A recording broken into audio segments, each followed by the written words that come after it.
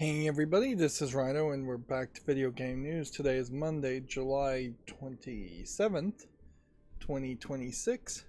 We'll do a little bit of warm up and then we'll jump into the video game news. Yeah.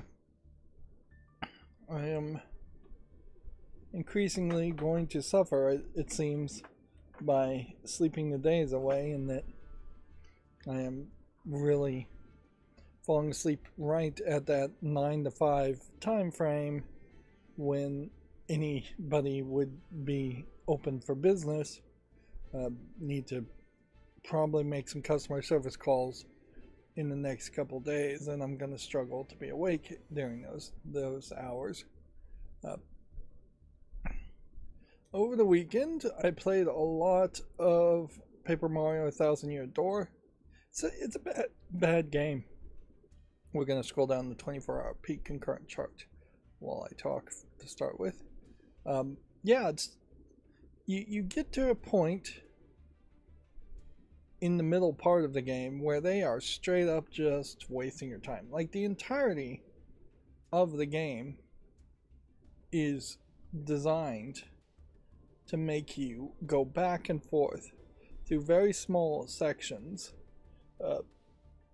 which maybe is an argument for procedural generation and just like bigger open areas, but it also, I think, may just be bad game design. Like, I could see where you would play the 1000-Year Door and come to the conclusion of things that were invented after 1000-Year Door,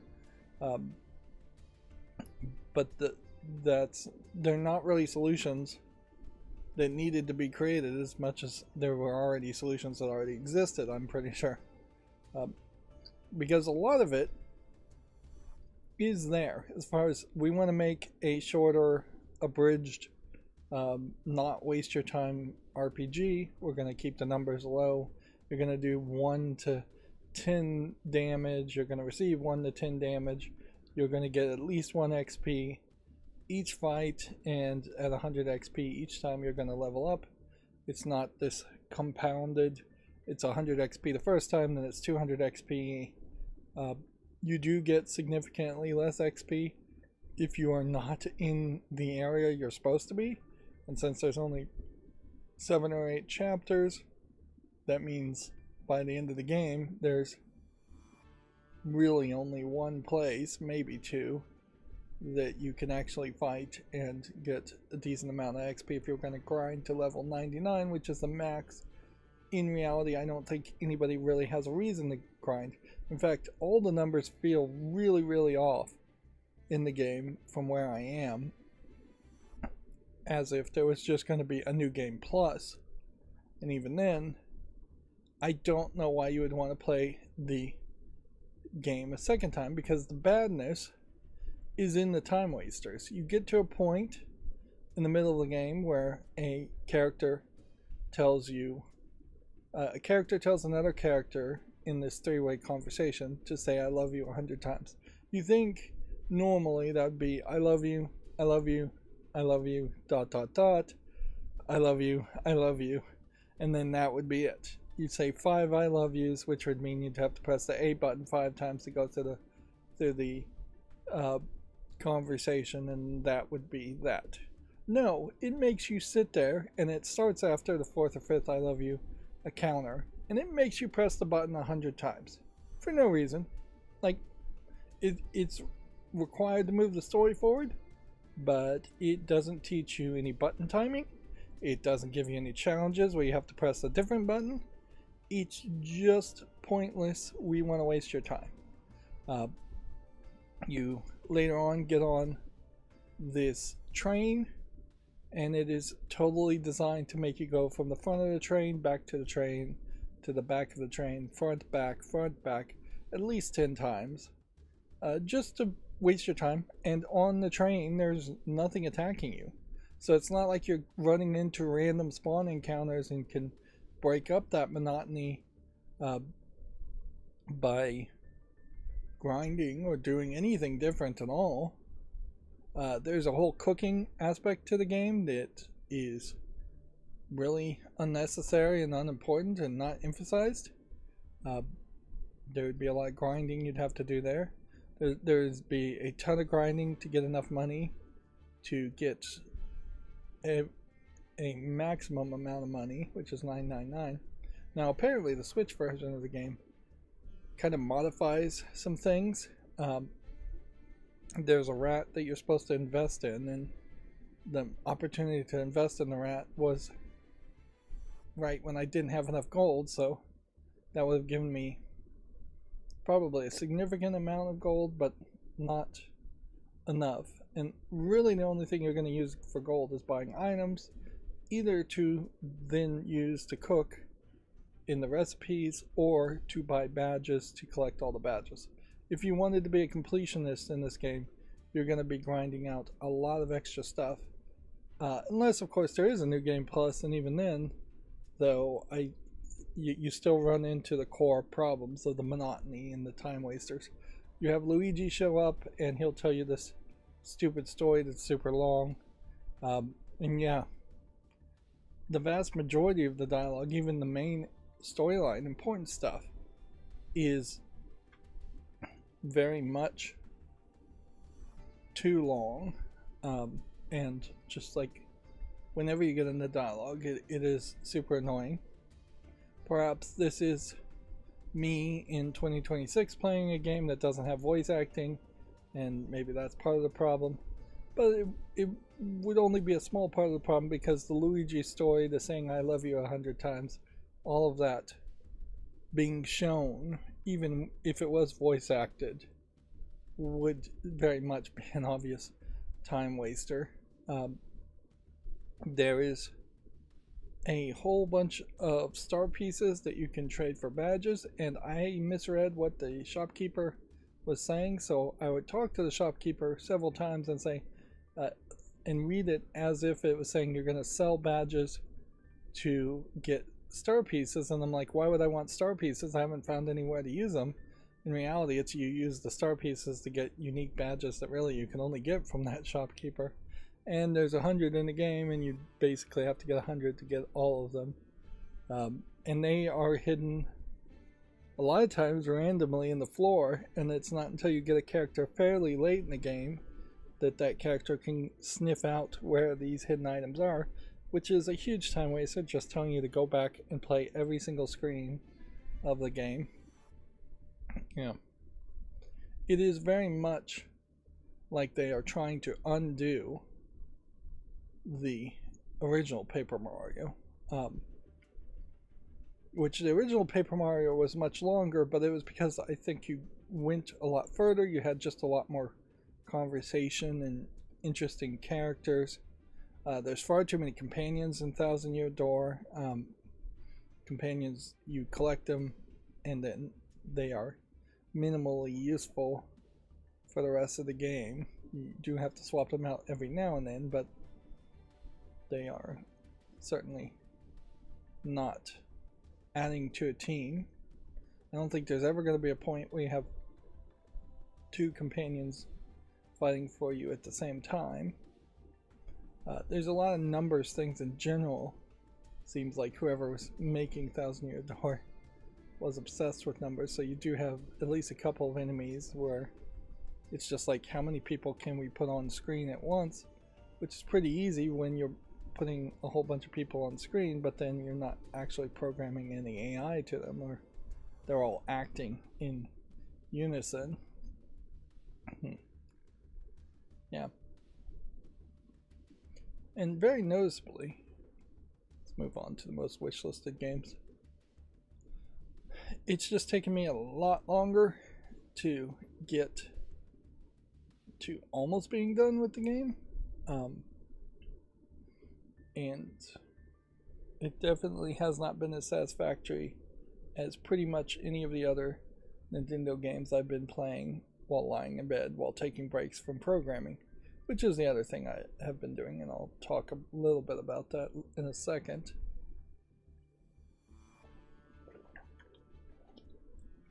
The thing with Paper Mario, and my memory may be a little wrong here, but I'm pretty sure that Paper Mario was a Square Enix collab, or Nintendo letting Square Enix make a RPG game. And that's where a lot more of the Final Fantasy type writing, or better quality writing, came into play.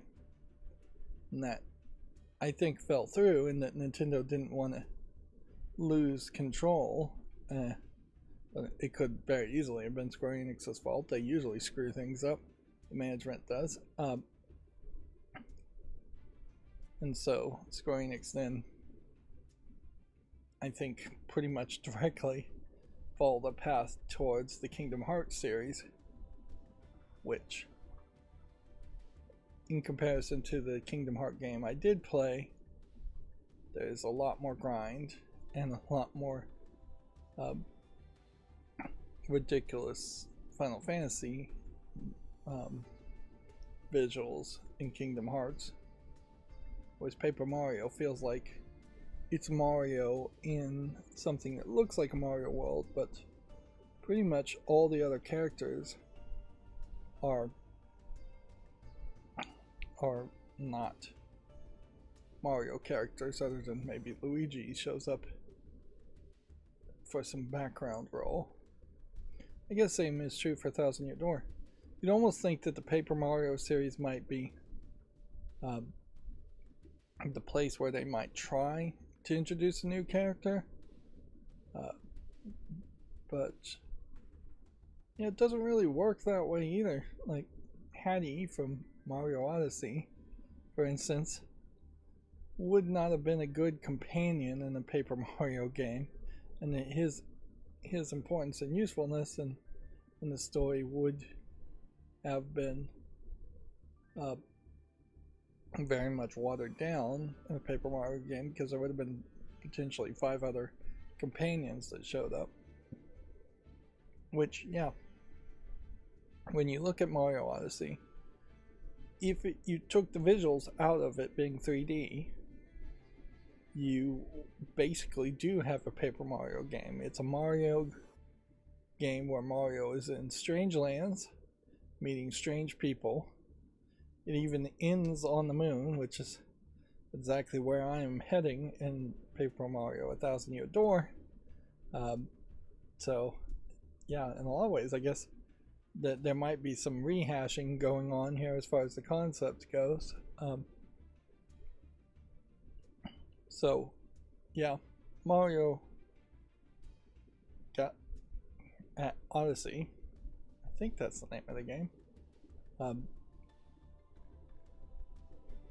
Probably is the death call, the nail in the coffin of the Paper Mario series. Which, in fairness, probably makes a lot of sense too, because I was talking about in the last stream how Paper Mario is very much just not what I'm looking for in a Mario game. It's slow, it's turn-based, it's just not that fast twitch jumping around and finding secrets through a lot of platforming. You do find a lot of secrets in Thousand Year Door, but it is really just by walking behind things that there's a ton of star pieces that are just behind a wall that you can't see, and so it's just walking everywhere on every inch of the screen. Thousand Year Door also has a casino in it, and I'm glad that they've basically been legally required to get rid of those kinds of elements, because that is yet another just time waster as far as we want you to gamble on these slot machines.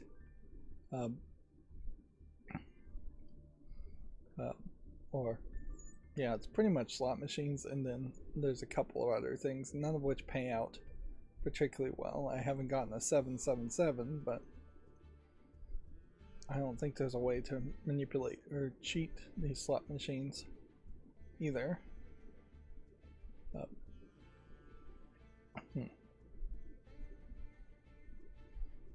But yeah, there is definitely a question as far as which Nintendo property would be better to be in a Paper Mario turn-based fighting thing, and maybe it's Luigi, but we've already got Luigi's Mansion. I don't think you'd really want to do Wario, because we already have Wario games, 2 types of Wario games.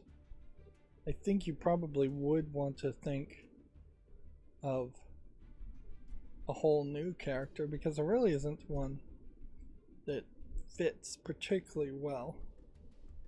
You could do Daisy, you could do Toadette. There's a surprising variety in female toads and toads in general in Thousand Year Door, as far as just them looking visually different instead of them starting to be more uniform in their appearance.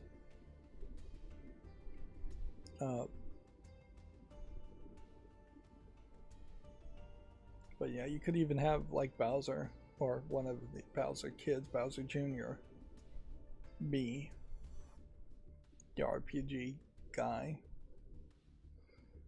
Effectively, if it is an RPG game, you kind of need them to feel a little nerdy to appeal to the West. And then at a certain level, I guess Pokemon games are just, or at least the original Pokemon games are just the RPG games to focus on, and they probably did make the right decision to stop making Paper Mario games and instead make Pokemon games. That being said, it's not like the Pokemon games got better. So yeah, I'm not having a ton of fun with A Thousand Year Door, but I still want to finish the game. I don't think I'm going to complete the game and completion it, which is a reoccurring theme with all of these old Nintendo games, is that they are just not worth spending that much time in them, and definitely are designed to waste your time if you are going from a completionist perspective. There is a huge problem with Thousand Year Door in that when you die, you just go back to the main screen and load your last saves. So you really have to save fairly carefully, and you should probably always have a life shroom in your inventory, because yeah, I've died 2 or 3 times, and yeah, I'm not making save states or anything like that. I don't think I got the shortcut keys working to get any of that to work. So yeah, you can potentially lose a decent amount of progress, which would only make the game more monotonous and grindy and make you replay even more content. It's very obvious that they were desperate to make the game feel longer, which almost certainly does show that in their mind Paper Mario was actually competing with other JRPGs, whereas from my perspective I would say Paper Mario in no way should be competing in its mind with other JRPGs. It should be doing a much shorter abridged thing,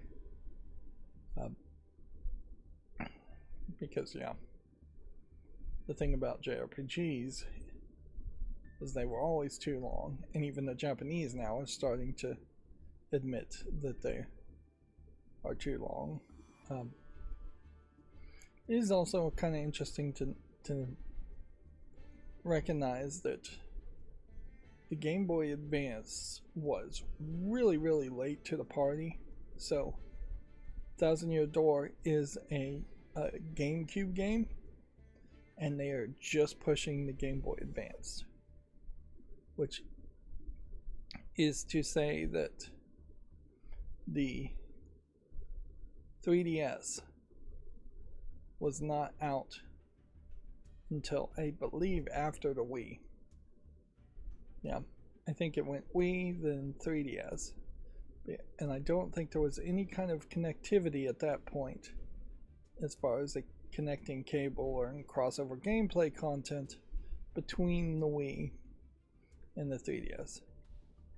Is also kind of necessary, and they probably should have released the 3DS closer to the release of the Wii. because the 3DS for a long time there was the only traditional way to play video games without using a Wiimote and the Wii waggle and all of that. So if you wanted just a regular controller on the Wii, you either have to take your GameCube controllers and plug them into the Wii, which they had ports for that were very rarely not used, or you had to play a 3DS remake, which there was, I think, quite a few of them, of older traditional games. Meanwhile, the market was getting flooded with Wii bowling inspired waggleware. And so, yeah, the 3DS and the Wii sold fairly well. And then they came out with a new 3DS, I think was the next thing, which was just like an upgraded version of that. And then they came out, they may have come out with the 2DS before they came out with the new 3DS. Which, yeah, I think gets rid of the 3D aspect that nobody really liked. As an interesting thought, is the Virtual Boy more of a failure because it was released and failed quickly with only 15 games or so? Or it was the 3DS more of a failure because it was out for a very long time, given all kinds of chances with 3D games and its 3D aspect, and nobody liked it? I would definitely say bigger failure would be the 3DS, despite it selling financially way better. But as far as the impact it had is still being kind of felt today. There still are 3DS games that would be difficult, to say the least, to port over to PC or even the Switch. And there's a lot of hidden gem stuff that people didn't see and mostly have forgotten. Alright, so let's talk about programming for a second. So the easiest way to finish a project, any kind of project, programming or otherwise, is to say it's impossible and give up immediately. Or just give up immediately. That was the state that I was in as far as making a Violent Monkey script to schedule and upload, well, not upload, but schedule videos that had been uploaded to YouTube. I thought it was going to be incredibly complicated because the YouTube Studio website is incredibly complicated and obfuscated, and it is just not doing very standard HTML JavaScript things.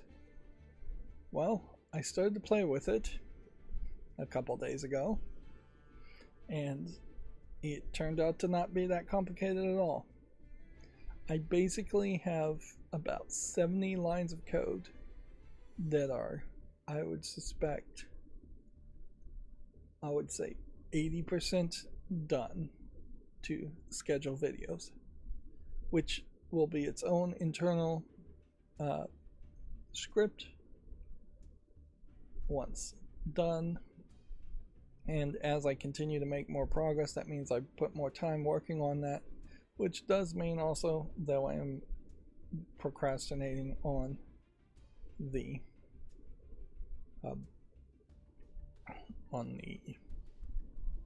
news script, which really I should work on, but I still feel like there's something more foundational that I can learn by doing the scheduling videos.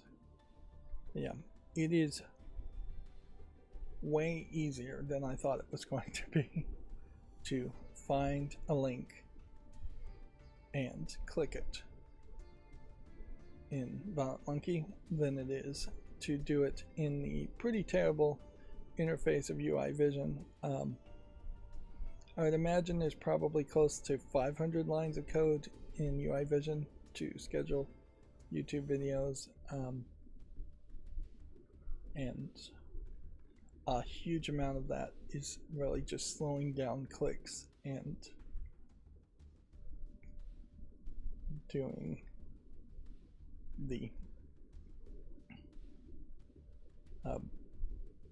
whatever I can to try and keep it from crashing, which UI Vision itself is just adding a ton of overhead and overcomplicating it and causing problems, which is why I want to move away from UI Vision for all my scripts, if at all possible. Yeah, which I think it will be possible, because it's really just scheduling YouTube videos and news that I use the most.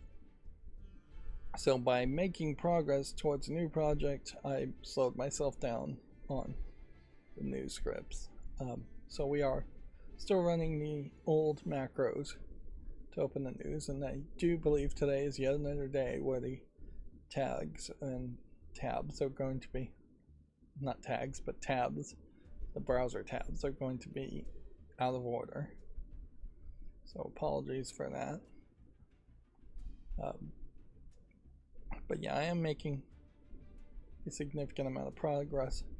I probably could take the 70 lines of code I have and reduce it by a further 20 lines if I could figure out a really good way to make a function where I would just call each command and then wrap it around in a delay, because there is this whole timing issue, certainly, in that everything either wants to run linearly or it wants to run asynchronously, and ideally it wants to run asynchronously so that other code can run at the same time, which I did do a test. The biggest problem I've run into is that elements on the page have not loaded yet, and I did try to do a test where it would just keep looking to see if that element has loaded, and it caused the page to hang up because it was just taking forever in that command. Honestly, there probably is a better system. Right now I'm doing it by delays, just making it delay a certain number of milliseconds.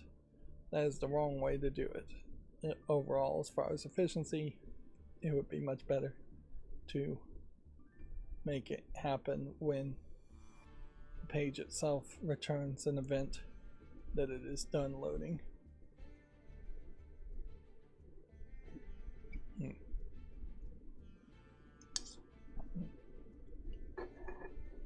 Usually this is not anywhere as much of an issue, but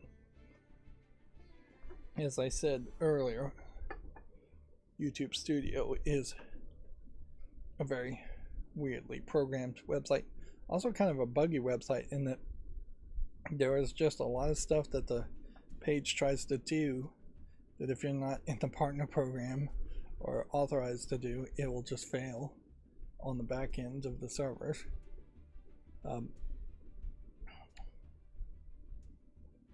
But you know, the pages load, but if you look in the console, even without adding any of my own code, you're getting uncaught exception errors, which you're supposed to catch your exceptions and catch errors and do something from errors in programming if you're going to program well. Is anything else happening over the weekend? I got a slick deals where I got 60 or 30 packs of 2 of these raw wood bins that are pretty big, and yeah, I'm thinking some of them I'm going to turn into like a Coca-Cola bottle ring toss game, which is a weird thing to create when you're not running a carnival. But yeah, they're big enough to have probably 6 to 8 Coca-Cola bottles in them. And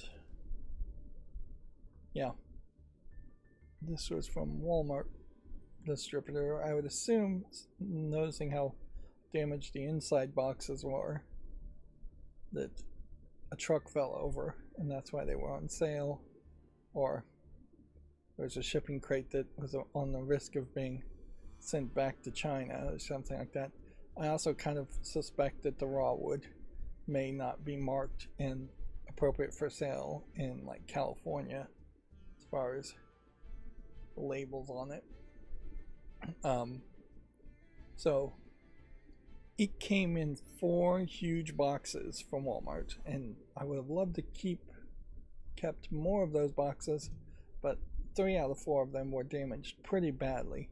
Once a box, and I guess Walmart cardboard may just be slightly thinner than Amazon cardboard, but yeah, once the edges are kind of crushed on a box, if it has any significant folds, dents, bends, it's not really a box worth trying to reuse. So now I have like 3 huge boxes full of other boxes and packing material that I have to throw out tomorrow for the garbage men and hope that they take it all. But yeah, I spent a good part of Sunday just opening up these boxes, laying them down on the floor, letting them kind of off gas and air out, and then I'm just gonna have a whole stack of them. Now they are raw wood, so they aren't particularly sanded particularly well. I wouldn't say it's a case that you're going to touch them and immediately be guaranteed a splinter, but maybe if you're worried about splinters, you'd be careful. You probably wouldn't want to give this to a super young kid. As far as like a toy box, it would be almost certainly a great thing to stick outside and put flowers in if you wanted to do a whole row of planter boxes at about 75 cents each.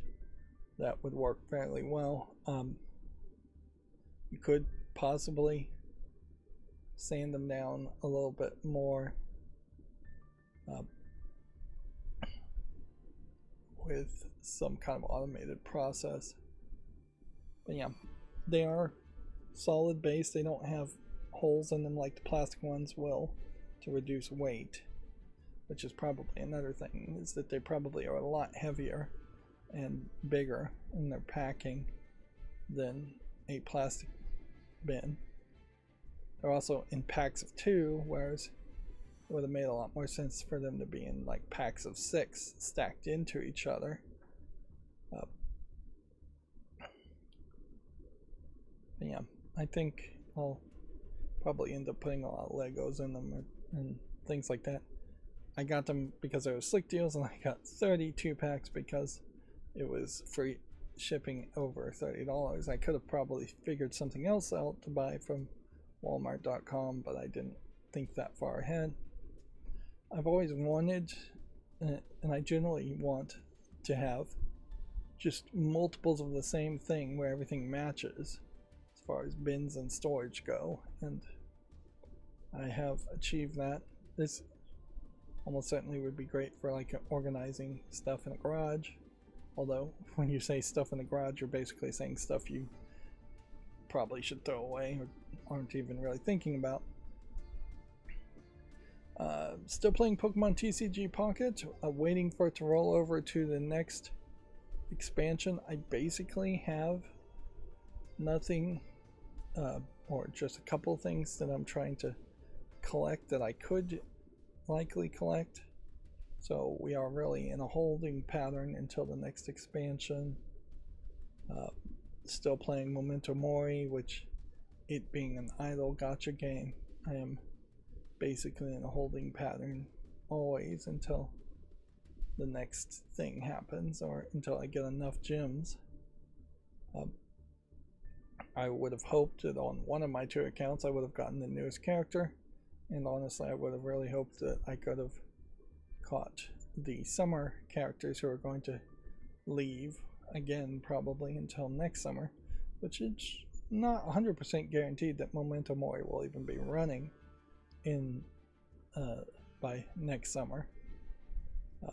It is still in 58th, but yeah, who knows what the fate really is going to be for a lot of these gacha games, as there is a ton of red and a ton of money going down as far as what viability is. The bubble is on the verge of bursting. I saw a YouTuber who played the, not this Sword Art Online game, but the newest one on Steam, in that it's something of Aincrad is the name of that one, which that game too is mixed reviewed. But this YouTuber is an anime reviewer, and the Aincrad Steam Sword Art Online game comes in a super deluxe collection edition that comes with an anime movie. And so he reviewed the movie and basically said he's paid $105 to watch this movie because that's the only way to watch it, and said it was absolute garbage, which, no surprise there. Yeah, there has been a long history of Sword Art Online being pretty much garbage. There are some movies that actually do go in theaters in Japan for Sword Art Online that might be good, but this one obviously was not. Throughout all of this, I'm still not playing any games on Steam or PC, which it is questionable whether I'm actually going to jump back into Tex Murphy or whether I'll just be in the mood for something very different. It is certainly also weighing on me that as I continue to play these old Nintendo games that I wanted to play back when I was a kid, I'm just not playing other games, newer games and games I can make footage for. In the end, I suppose I'm just trying to catch up with all the things I missed out on when I was a kid, which is just a weird thing to be doing in your old age. Older age, not old age. I don't think most people would qualify me as old age yet. I am doing fall list cleanup, and we've got the fall list down to 2,312 games right now. With that, I am into the A's and about to wrap around, and by the time I wrap around, I think that is all the fall list cleanup I'll be doing for a while. Or at the very least, I need to lower the number of games I'm looking at, because it is, if I do go around the second time or even do some of a second loop, it is going to need to look at games on a much more individual pace and not just looking for games that are either in VR or have AI disclosed in them. Which the whole AI disclosure thing is going to also certainly be a weird thing, in that increasingly I see stories of people claiming that almost everybody is using AI in some point of their game development, and Steam does not really enforce AI disclosures, and Steam doesn't really care, and so give up and don't even try to fight against it. Inherently, the code of a lot of video games is pretty bad, and AI may not make the code any worse. But there definitely is going to be a squeezing effect, and the squeezing effect is the problem, is that you're just going to have the creative people squeezed out of the industry, and when there is no more creative people making video games, you're going to get video games that people don't want to buy. And this is going to be an own goal, or shooting yourself in the foot, whatever analogy you want of the gaming industry, in that potentially 5-10 years from now, maybe 20, maybe even 30, the video game entertainment form may not be on top just because it has a reputation of everything sucking. Notice, for comparison, TV. At one point, TV was the hotness. Sure, movies were always the real hotness around TV, but movies were rarely viewed, where TV was on every hour of every day, at least, if not 24/7. But TV overall has just gotten worse and worse and worse, and most of that is the writer's strike, one of the big writer's strike, just getting rid of all the good writers. But obviously there wasn't enough good writers in the first place. So yeah, video games may be there, but they may very well have a feeling like mobile games, in that there's a ton of mobile games available, but almost none of them are worth playing. And there's a ton of TV still available, but almost none of it is worth watching. And I don't know what the next new thing will be. I did see a post somewhere, I don't remember where, saying that the writers of some video game were encouraged to read 200 to 300 books a year. These were Japanese writers of some Japanese game. I think that's probably a mistranslation, because if you were talking 200 even light novel, short length novel type stuff, yeah, short novels that were, let's see, just even a couple hundred pages, you still would be talking almost a book a day. And that seems unrealistic. Definitely not novel length. Definitely not Stephen King length type novels are going to be done in a day. Even one short story a day is somewhat unreasonable. What would be more reasonable is if you had a few light novels in there, Japanese light novels.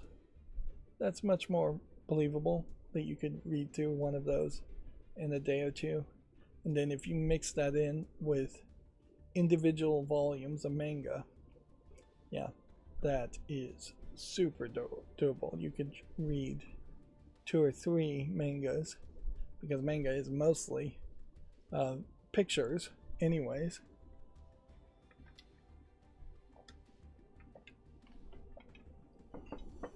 So I could see where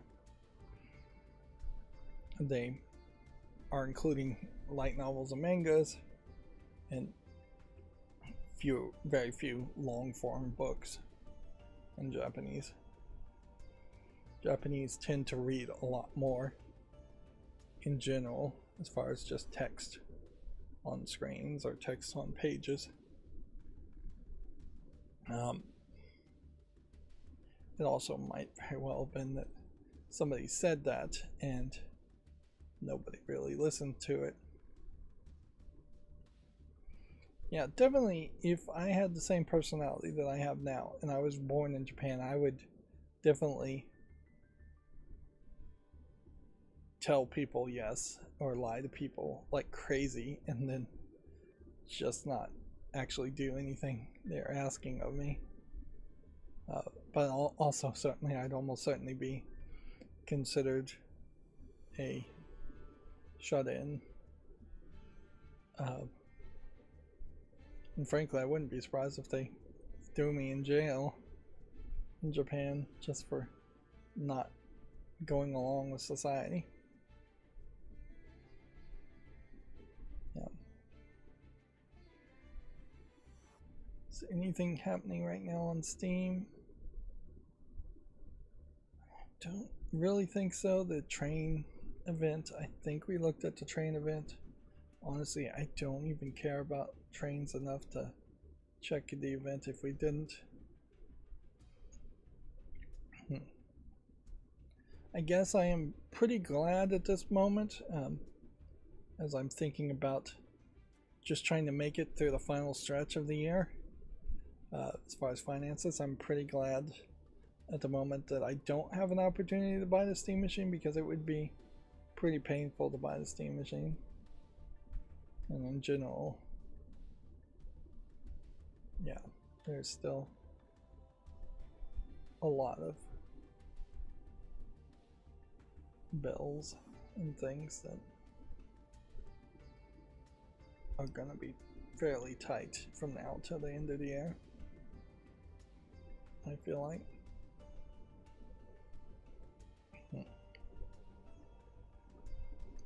But yeah, right now, and we'll see, almost certainly this feeling won't continue to Black Friday, but right now I'm thinking Black Friday, Christmas would be a great time to not buy much of anything, and I say that almost every year is probably the case. I feel that almost every year, but the actual effort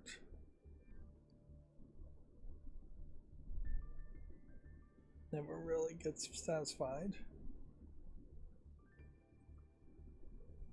I saw Tormentum 2 came out, and I saw on a Facebook post people, at least pretending to be the creators, asking for user reviews. The picture they posted only had a few user reviews. That is probably good, just marketing.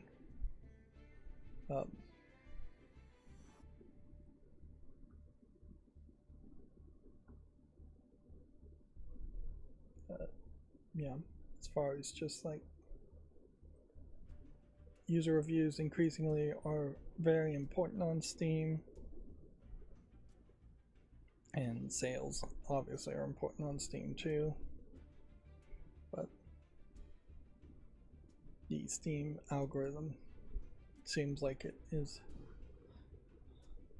definitely getting harder and harder to get onto and stay on the new and trending tab, which seems like that still is the thing you really want to be on. This is interesting that they're suggesting modeling software as I scroll down here to random suggestions.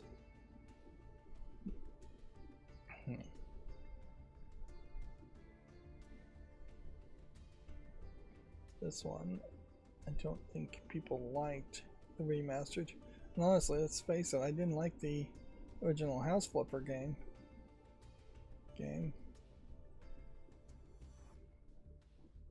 Well, it's slightly better reviewed than in the last 30 days.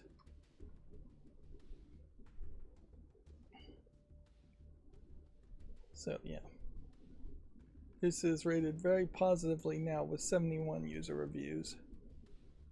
I suspect Tormentum 2 takes a bit of a while to play through, so that might be why it's taking a little bit longer to get reviews. And they've got an art book, which if you like this HR Giger type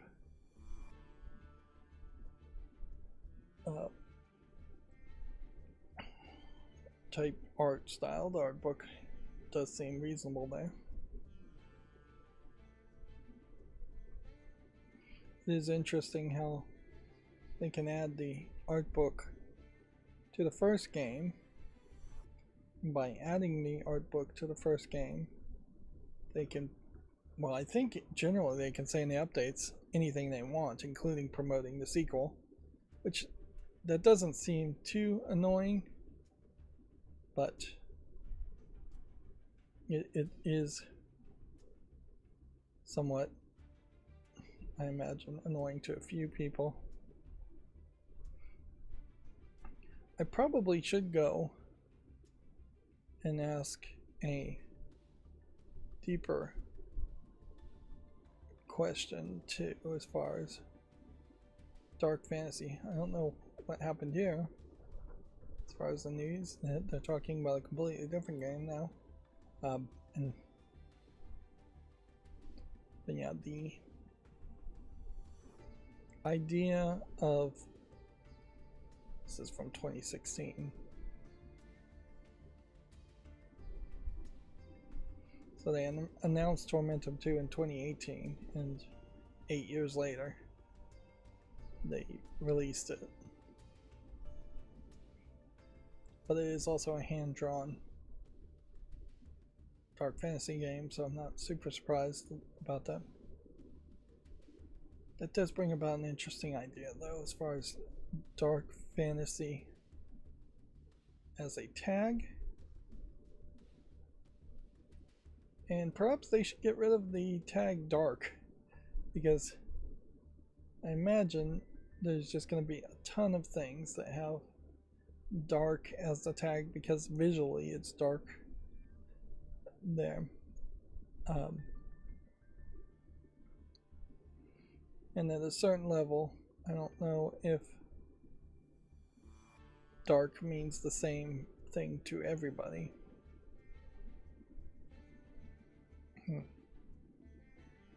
It does make me also wonder, would Lord of the Rings be considered a light fantasy? And I wouldn't be surprised if some people did make that argument that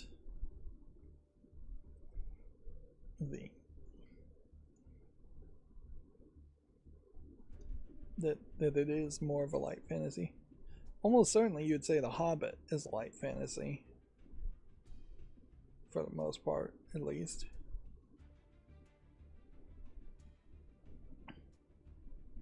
And then, like, Asian fantasy is such its own thing. Putting it in a dark fantasy concept feels weird.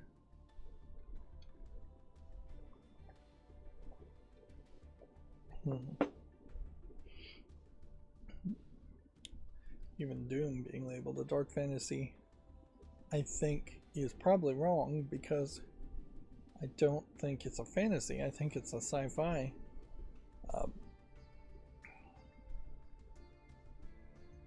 thing.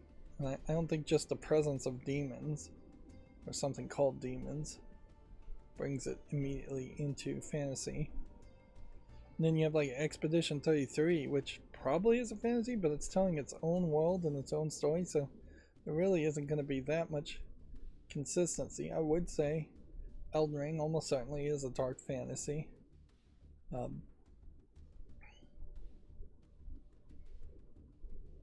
yeah. Even like Norse games, I don't know if at some point you really call that a fantasy, or if it doesn't just fall into its own category. I guess what I'm really realizing here is that for the most part, the category of dark fantasy is such a generic fantasy, generic category, that it includes far too many things. And to get back to Tormentum, the H.R. Giger-esque art styles of just like skulls and aliens and things that look like they're necromorpher made is something you'd have a hard time finding and searching for as an art style. But I honestly don't think there are too many games like that. Tormentum, Tormentum 2, Blasphemous, Blasphemous 2 are the only 4 games, or 2 series, that come to mind. I imagine there's probably a lot more. But yeah. There's really, I have looked at a significant amount of games on Steam, though, and there's not that many more that are coming to mind. This is interesting. The Magical Princess game is a crossover with Chill With You Lo-Fi Story. Interesting. Not sure either game is super great. Well, Chill With You and Lo-Fi Story is overwhelmingly positive, so I guess people are happy with it, and the Magic Princess is overwhelmingly positive, which that probably is a good game to target, where I could get a bunch of the Princess Maker games and then show them off in quick looks, and then say, hey, let's play Magical Princess instead, because the vast majority of the Princess Maker games are not good.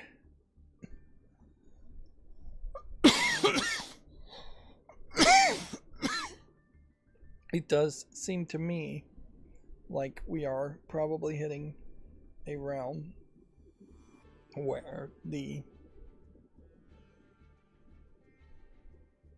world of collabs, which have been previously only done in mobile games, may start becoming more commonplace in desktop games and maybe even console games.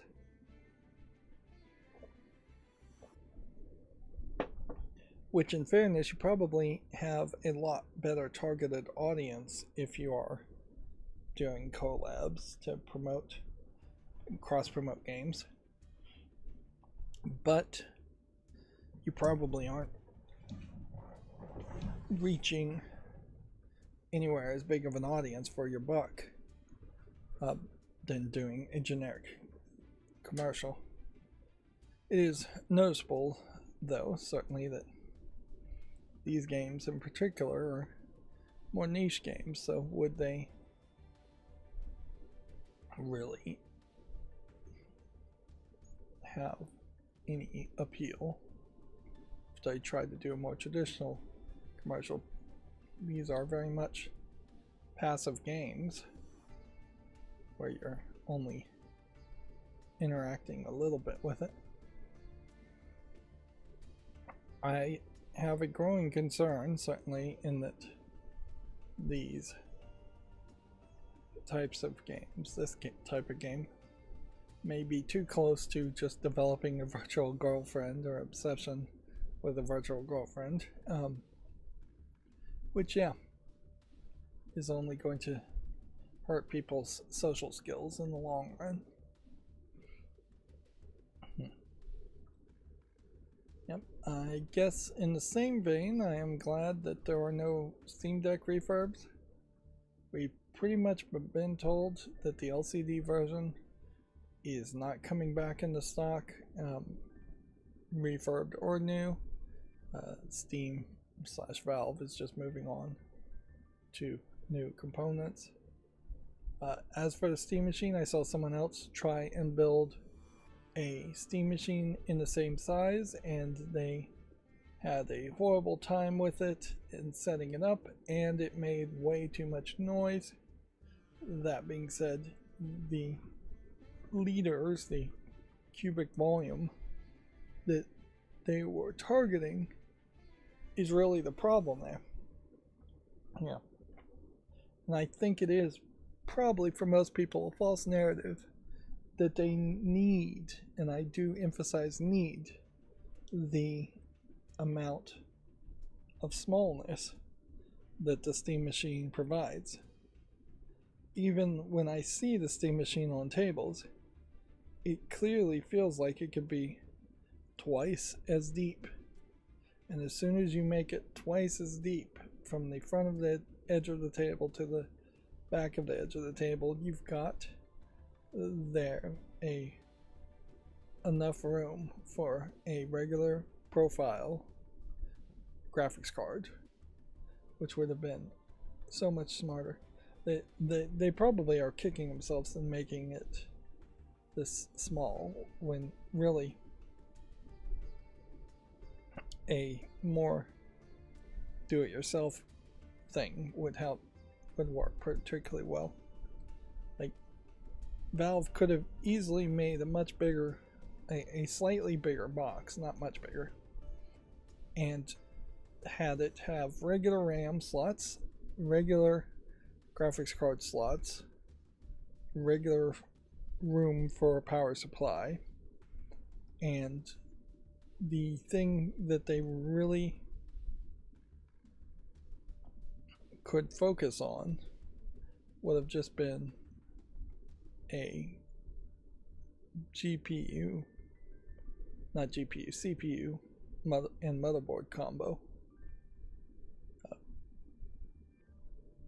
And yeah, while I haven't seen a case that is exactly the exact size of the Steam machine, just longer, there are plenty of mini ITX cases that exist, and you can definitely get a mini ITX motherboard.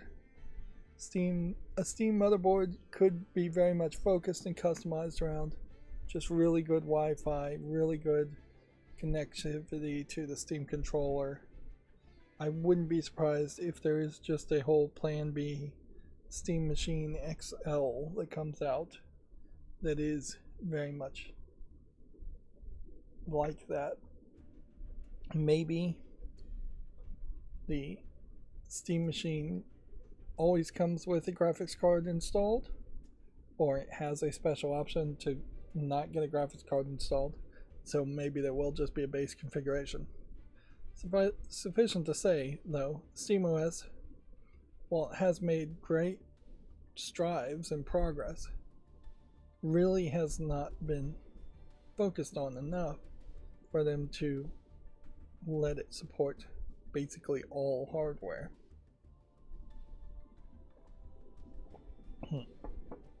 Which, in fairness, they could very well have said SteamOS will only support these graphic cards at launch on a Steam machine or any home-built do-it-yourself Steam machine. Let's actually do something here as far as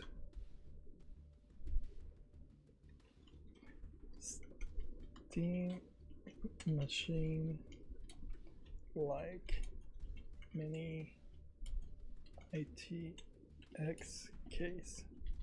Now, ITX would still be an issue, but here we have a picture of something where it seems like somebody probably 3D printed the profile of a Steam machine, and let's assume that that is actually the exact profile of it. This is a Hackaday link. Let's actually just go to this. When was this? Today. No, that was just June. So yeah, this really goes to show how far why they did this. I have no idea, but it's just kind of ridiculous to show that you could have done it. You have a smaller power supply diagonally here. You have a mini ITX diagonally here. They could have just made the whole system bigger by 10%, and it would have fit a mini ITX. And then you have a what looks like graphics card.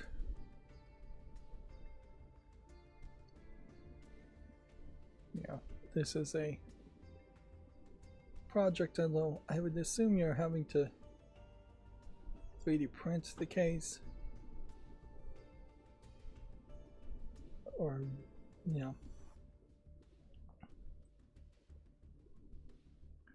Yeah, this is a 2-slot graphics card, which may be at half height in this diagonal aspect. This is a lower profile power supply, and this is a mini ITX board.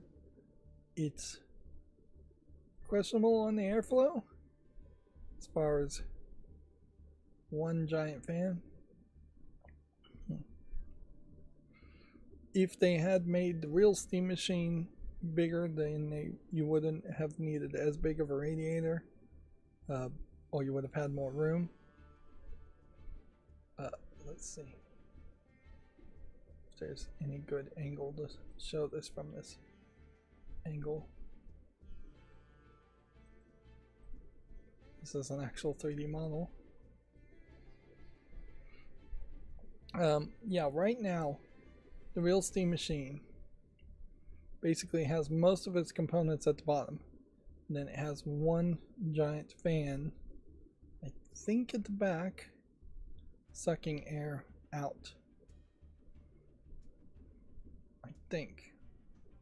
It's got one giant fan. It might be actually in the front. No, yeah, it's got one giant fan in the front blowing air to the back. If in the real steam machine, everywhere this blows, this giant fan, is just one big radiator. If they had made it mini ITX size, you could have had room for a graphics card and a big cooling radiator, and one giant fan could have been blowing on both of those. And it still could be, I think, as quiet as what we've seen before. What actually happened. It is just kind of crazy that they are so close to that and still didn't get anywhere. But yeah, let's see.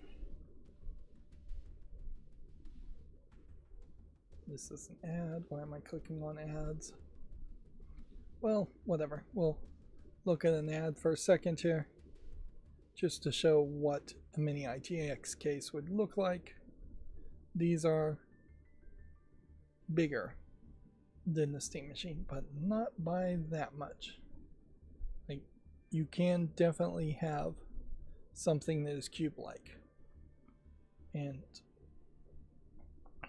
the usefulness of that can turn to be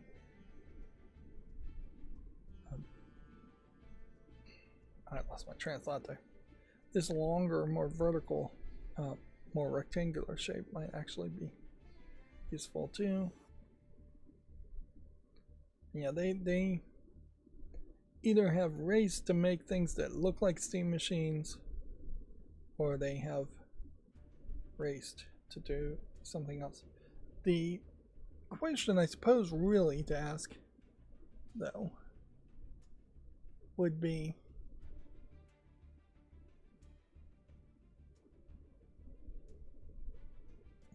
yeah, let's just look at this on. Yeah, this definitely looks like it is inspired by a steam machine, but maybe steam machines were inspired by this. The question to ask, though, would be the radiator. Can you get a huge radiator in this kind of setup and a big fan in front? And I think that might be the thing that's still somewhat questionable, is that you might get a giant fan that can move at slower speed and make less noise, but in something like this you can see there's room for one graphics card, which in many ITX there's only ever one slot for one graphics card anyways. A lot of these cases won't have room for an SSD in the 2.5 inch style or a 3.5 inch hard drive. It would be nice if there's somewhere where you could put those in case those ever come back into use. And in this case you can see that there is a lot of space being taken up by the power supply, which is my one argument with the steam machine, is that really the power supply should just be a 12 volt, which at that point you're not talking mini ITX, at that point, you're talking micro ITX, which is a much smaller and much, there we go. It's a different form factor that's not used as much. But yeah, micro ATX is running everything off of, I believe, 12 volts and just has a barrel jack in the back instead of the idea of a power supply being actually in the case. Of course, when you're talking micro ATX, then you also are talking less powerful CPUs, likely, at least. So yeah, there's definitely a feeling that you could have built a Steam machine with off-the-shelf parts.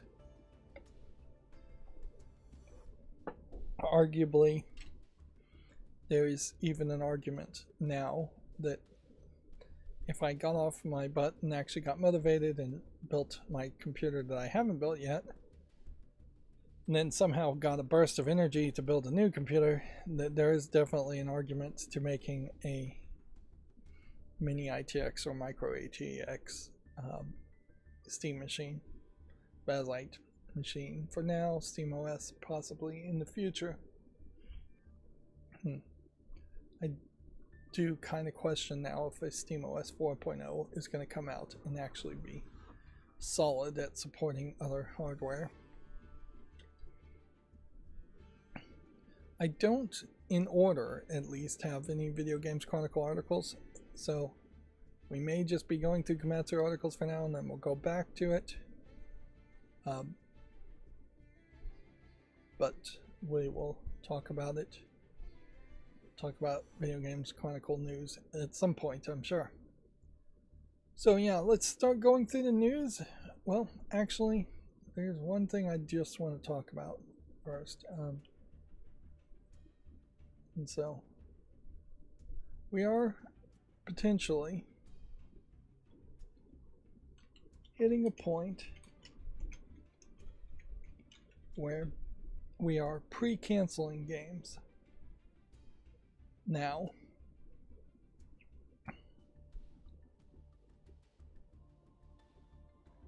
so Cyan, and this is interesting who we have being shown here as the people representing Cyan, in that these are the younger kids, for lack of a better term, at Cyan, not the owners of Cyan and the makers of Myst, who hired this new generation of game developers. And then I believe just about the time that this internal pitch video was rejected, just about that time they laid off a bunch of people at Cyan and made it a much smaller company once again, which, yeah, for the most part Cyan is a holding company for Myst. So here's a demo of a game that's not actively in development, that was going to be in the Myst universe, called Spearfisher. And in it, you have this guy who seems like a librarian for Myst books, sending you to get some special book and telling you specifically to not open the book. And increasingly throughout this pitch, and a lot of it is audio being talked over, you have the guy seemingly getting crazier and crazier and more desperate. What is kind of interesting for a game in the Myst universe is that you are actively communicating with people by selecting dialogue things. There's the book. You weren't supposed to open it. And it is a missed linking book, or at least it looks like a missed linking book. And it looks like someone is trapped or imprisoned.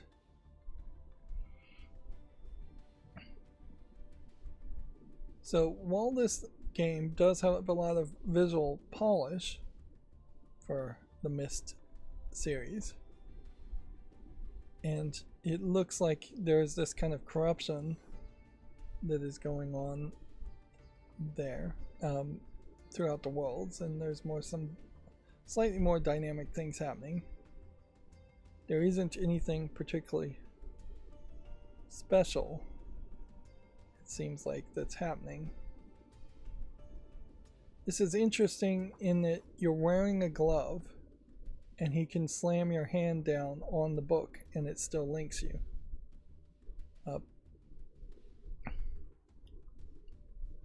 But while that is a very interesting trailer, this was a rejected project pitch, which I think did then lead to a lot of people being laid off. So is it really relevant to see this? I don't think so. There aren't any major puzzles being shown there. The only real puzzle is just like flipping a switch to open a staircase. There isn't any amazing vistas that were depicted there. And maybe that is a big problem with the pitch too, is that when I think of Myst and what a new game in the Myst universe should be, it should be this feeling of a giant open world experience, not locked in caves over and over again in darkness. And it is a very dark pitch that, for people who aren't huge fans of Myst, I would think would not be particularly interested in. It definitely doesn't seem like a... Can't click on their name. Interesting. I guess you have to click here, don't you? Yeah, it doesn't feel to me like you could put microtransactions or make a game as a service.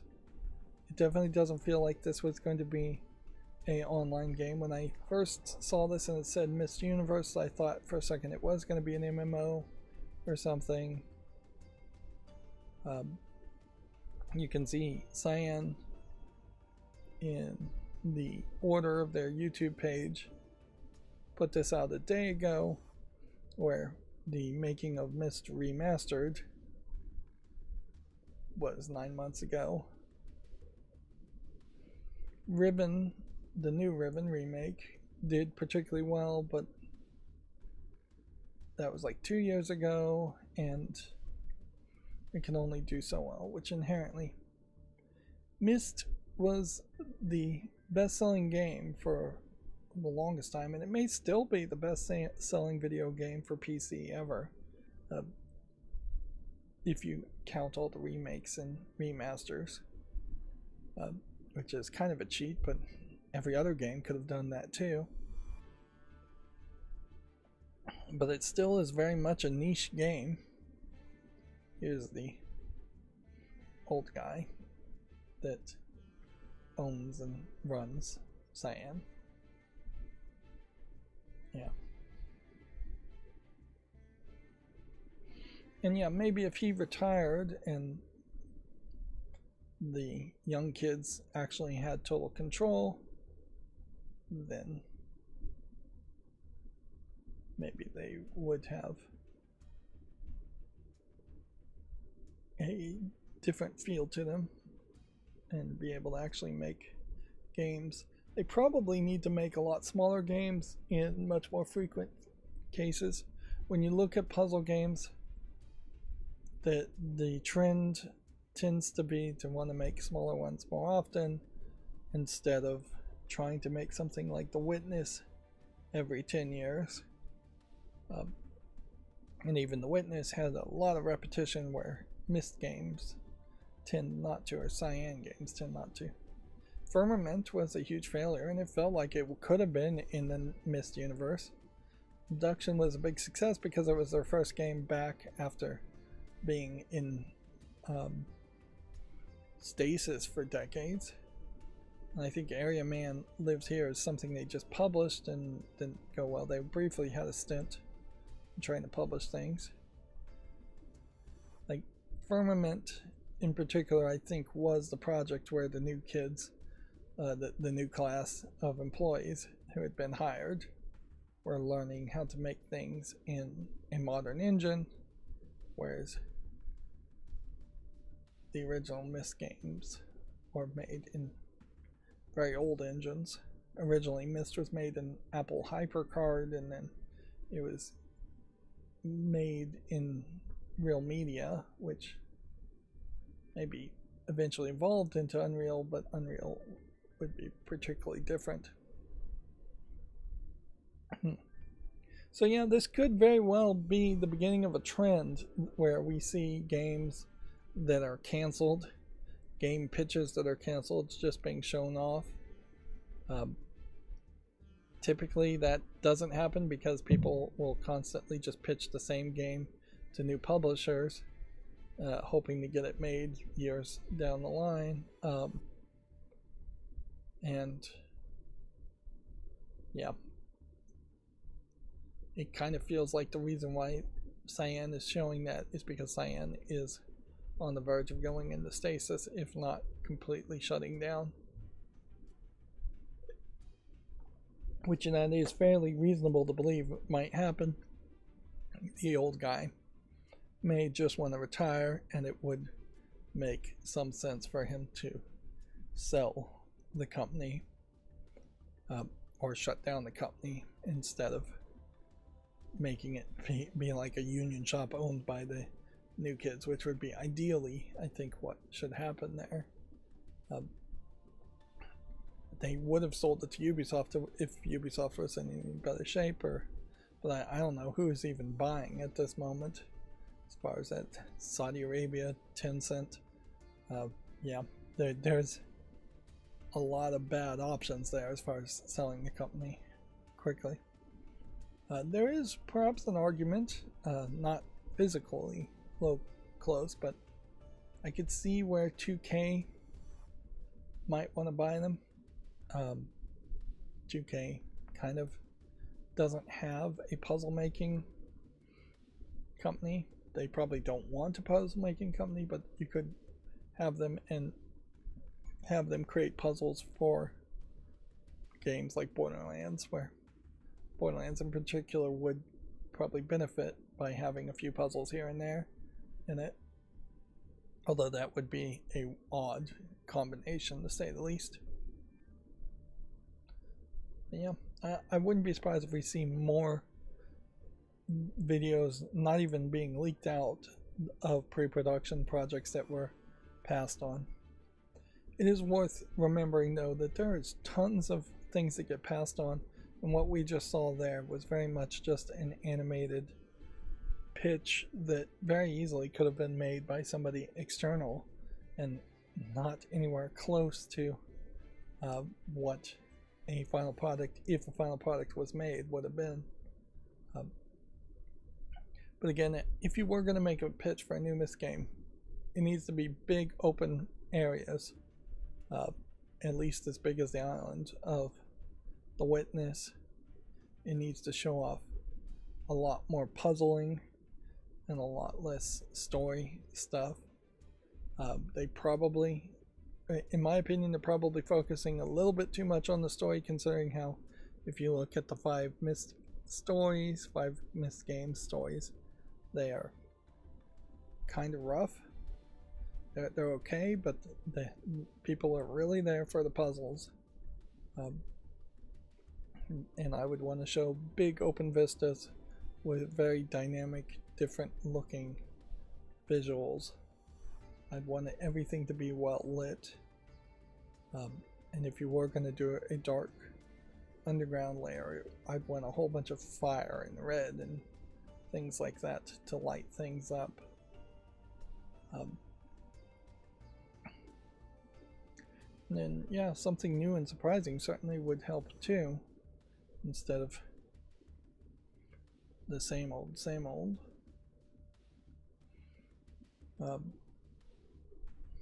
Also, though, I certainly wouldn't hate the idea of just a smaller style puzzle game. Like, you could make a spin-off to the Myst universe, which is just like Books of Myst, where you're trying to decode languages or recreate linking books, or even a Papers, Please. You have to verify if the linking book is good or not without touching it and getting trapped somewhere. Yeah, some kind of like mini game like that wouldn't be a terrible thought. Try to find some fun in some mini games, in some kind of coding systems. Alright, let's go through the Gematsu articles here, because I think I could probably ramble about Myst for an hour straight if I'm not careful. Final Fantasy XIV Evercold expansion extended teaser and trailer and latest details. Switch 2 version launches on August 4th.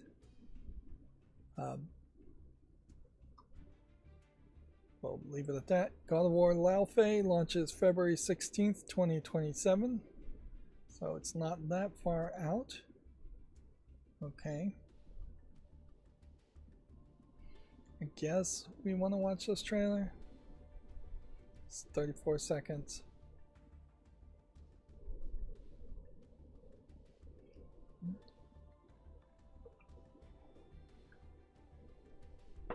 As I'm looking at YouTube, as far as scheduling videos, apparently the YouTube algorithm may be going through a big change. They actually announced. I don't know if that's really going to happen or when, but I definitely am thinking about some of the older things like end screens and cards. And I'm pretty sure cards are on the way out. They haven't mentioned cards in years, so I would suspect that they are not going to get any new support. But they also haven't mentioned end screens. And so I'm really wondering if end screens are even really a thing, particularly as they focus on like TV presentation. I think they are going to ideally move away from end screens and cards. Inherently, end screens are almost exclusively about getting people to subscribe, which there's already a subscribe button, or click on the next video to keep on watching. If you can now make playlists and get people to watch episodic content that way, end screens become redundant.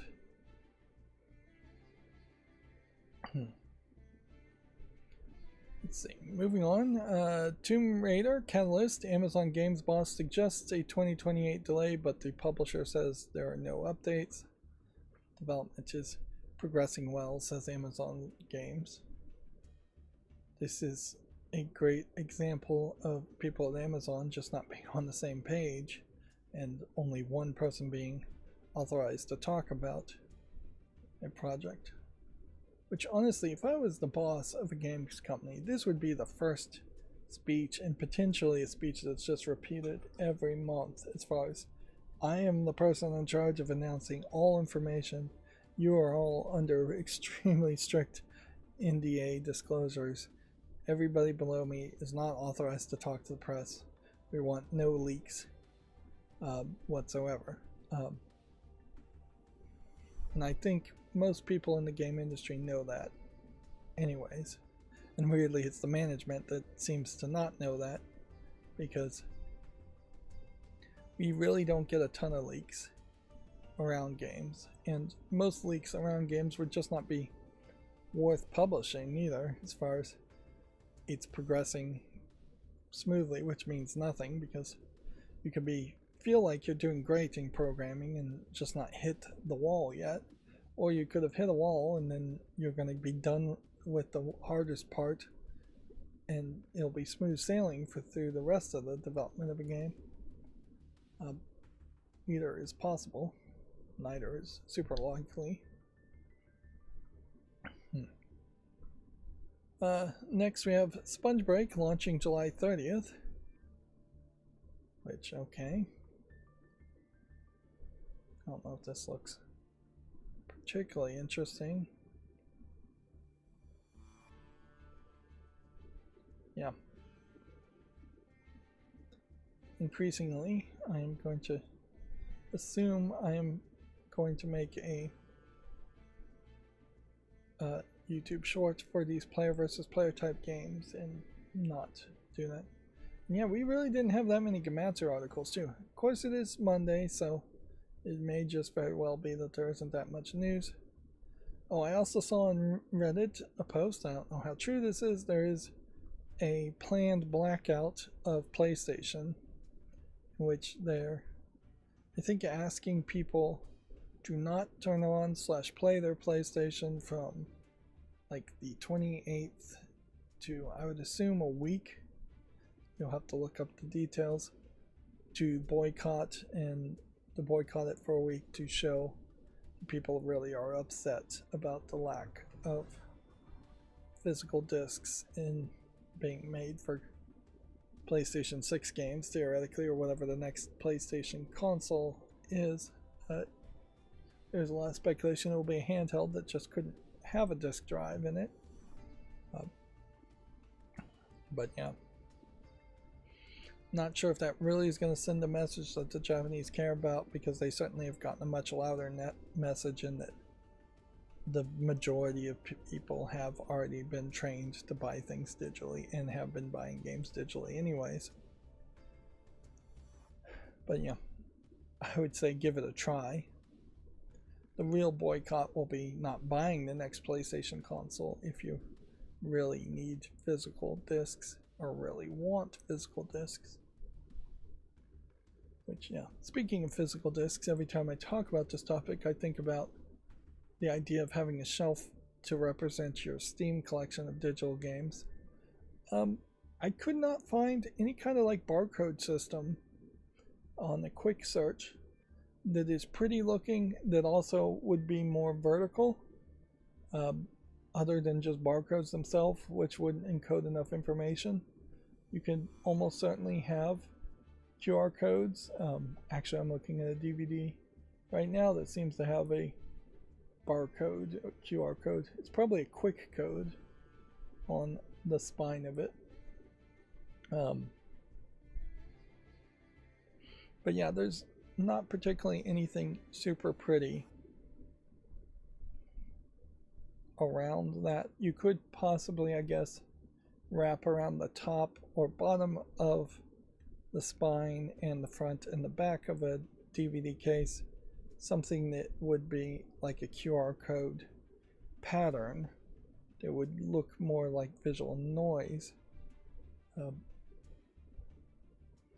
But I think that would be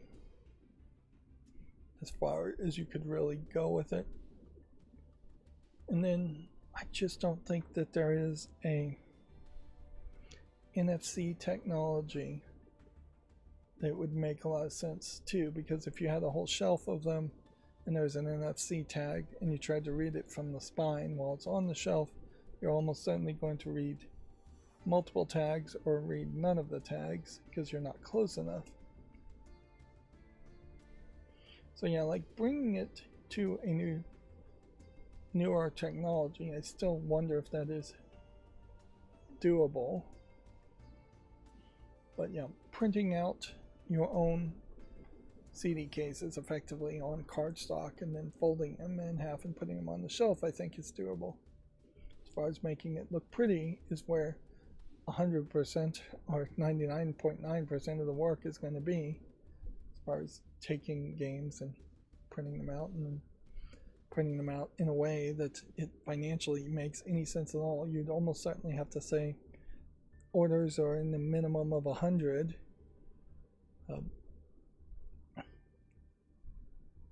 Yeah. So yeah, I don't know how many people really would want to do that. Yeah, the barcode, the QR code on the spine would be the thing. Where did I put my phone? Yeah, I put my phone somewhere and now I've lost it. Oh well. I probably dropped it on the floor and didn't even recognize it. But yeah, putting a QR code on the spine is, and a pattern around it, is about the best thing I've thought of so far. Yeah. And probably very few people would want to go for that. Alright, well, let's go through the Gaming on Linux articles now. Apparently, NVIDIA, Red Hat, Cloudflare, and the Linux Foundation and more have launched the Open Source AI Alliance. I feel like this is old news. But maybe Gaming on Linux didn't see this. But yeah, a bunch of people forming an alliance to perhaps work together to have better use of AI / prevent AI from scraping in an unethical way all of the internet. They're trying to cram the word safe into AI, which is probably a new clean coal push to make coal seem like it's clean, when the reality is there's no such thing as clean coal. It's all bad for the environment. It's all very dirty in general. Let's see. Stalker 2 Cost of Hope DLC releases in August along with a big free update. You can see Stalker 2 on Steam is rated very big. So yeah, what I'm talking about as far as what I would do as far as printing cardstock and turning it into a CD case is I probably would have this picture converted, stretched and skewed or cropped in some way to be about the height of a DVD case, an original DVD cases, which is probably about an inch shorter, taller, not shorter, than Blu-ray cases, which I don't think you want to target the height of the Blu-ray cases because they don't fit on shelves, and frankly even DVD cases don't fit on shelves. You could make one much taller. So you'd print this on a cardstock, something thicker than just a piece of paper. You would take a Cricut cutter to cut a line down here and a line down here so that it could easily bend into a cardboard. And then you would add on top of it this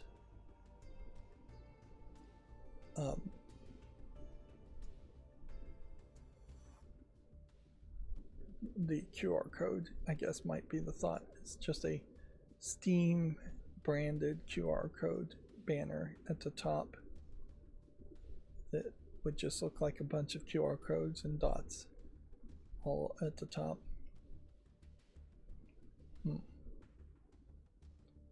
Then on the other side, you would take the text and put it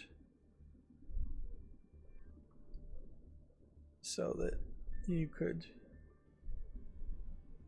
have the spine bend the other way, and it would say on the spine Stalker 2 Heart of Chernobyl with the QR code. And I guess on this side you probably wouldn't do the QR code at all. And on that side then you would have a front, which would either be pick one of these covers, screenshots, and then you would have, I would assume, about the game.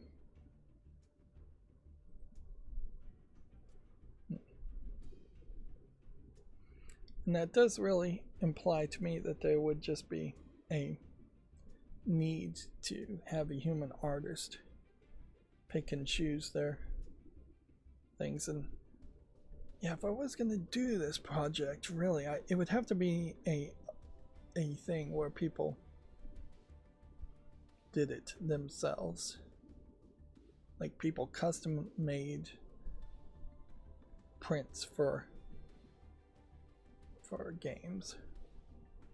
Because like the front cover here on the other side would have to be squished down quite a bit. And yeah, if you squish this image to half its width, it would also be half its height. And then I don't know how you adjust that. But the general idea is that on one side you would have a full image that you could fold flat, and it would be a nice little poster. And on the other side you would have a bend that would let you have the spine. And maybe you don't even use a Cricut cutter to cut it. Maybe you tell people maybe it costs more to have it cut, maybe it costs less to cut it, and maybe some people would just decide to go with the flat side. And yeah, since it's not really going to be a case that would have like a cutout where you could put a CD, which you could do that with a thick cardstock, is you could certainly cut out a circle to put the disc on if you were interested in doing that. I don't think most people are going to burn copies of games and put it on a disc. And certainly you could cut out like micro SD cards, spots, which maybe you could even on the edge of it have a slot where a micro SD card would fit. But yeah.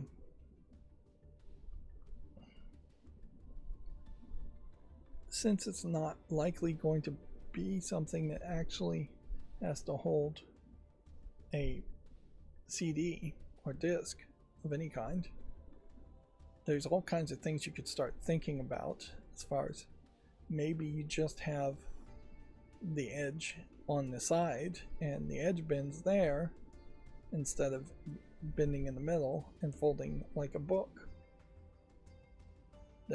That is a possibility, and then you could just have two pictures on either side. And then maybe there's just an edge flap which you could have people pull on to pull it off of the shelf.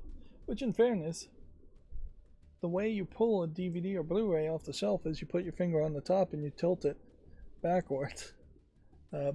And if it's in a box set, you have to pull out the whole box set. Let's just be honest there. So it's not like it's a really good system. Of course, if you're yanking on the edge of flap of something, it probably would yank off and tear eventually too. So it may not be the best way to do things. Man, I've got this idea really in my head, and I'm not explaining it well at all. I know that. It sounds almost certainly like I'm just rambling about a fantasy that makes no sense to anybody, but yeah. My love of having a nicely set up bookcase after bookcase of collection of movies really is just bleeding into having that same thought with video games, despite the fact that a significant number of the movies I have on my shelf I've watched once or less than once in a lot of cases.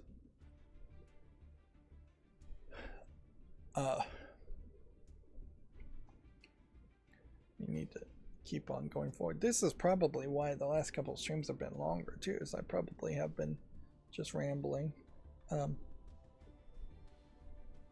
Let's see, Skate 3 Recomp 2.0 brings native rendering to the PC port of the Xbox Classic Skate 3. So we have a new recompilation effort, I think, to me. And this might, in part, explain why we've hit the point where we're starting to see a lot of recompilation things.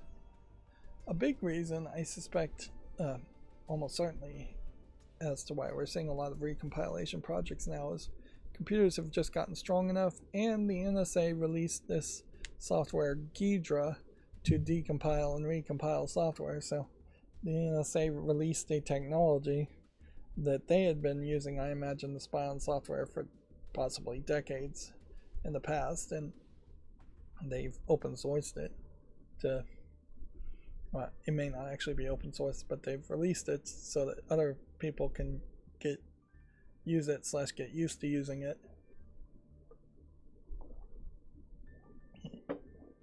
Yeah, for their own reasons, I imagine.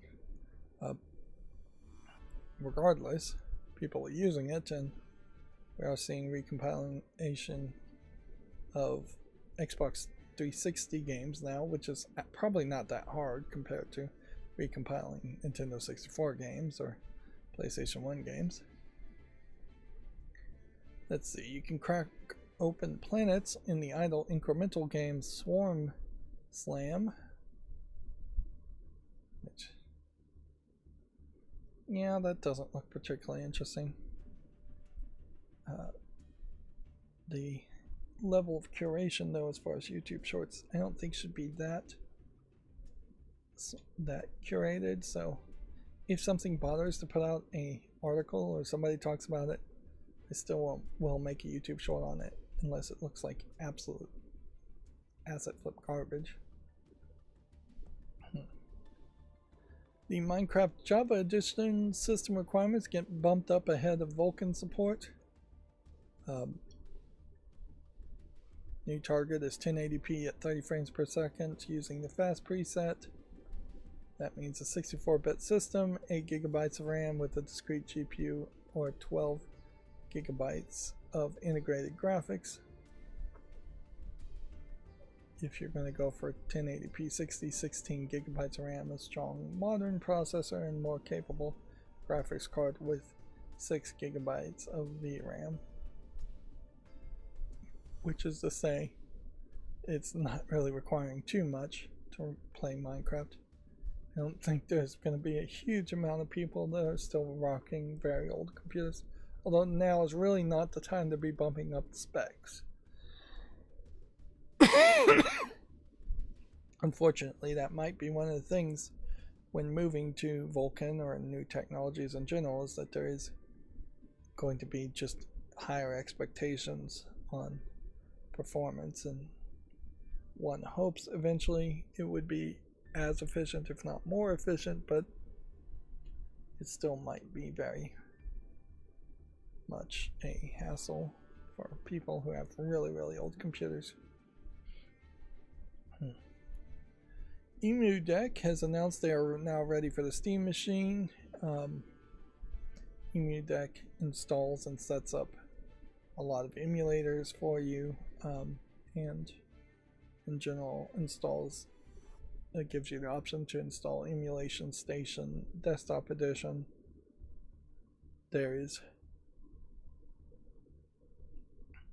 potentially only going to be a slight improvement in performance for maybe PlayStation 2, PlayStation 3, Nintendo 64, Wii U games. And honestly, I think Wii U, and GameCube games are all going to heavily be set up based on the emulators level of polish. because there are things while I'm playing Thousand Year Door that visually it messes up every now and then. I've seen it with, I saw it a lot more with Wario World, and Thousand Year Door I think doesn't play the sound effects when you change the sound effects out using a badge. And that may just be a known thing. It may also be that the audio is just too quiet.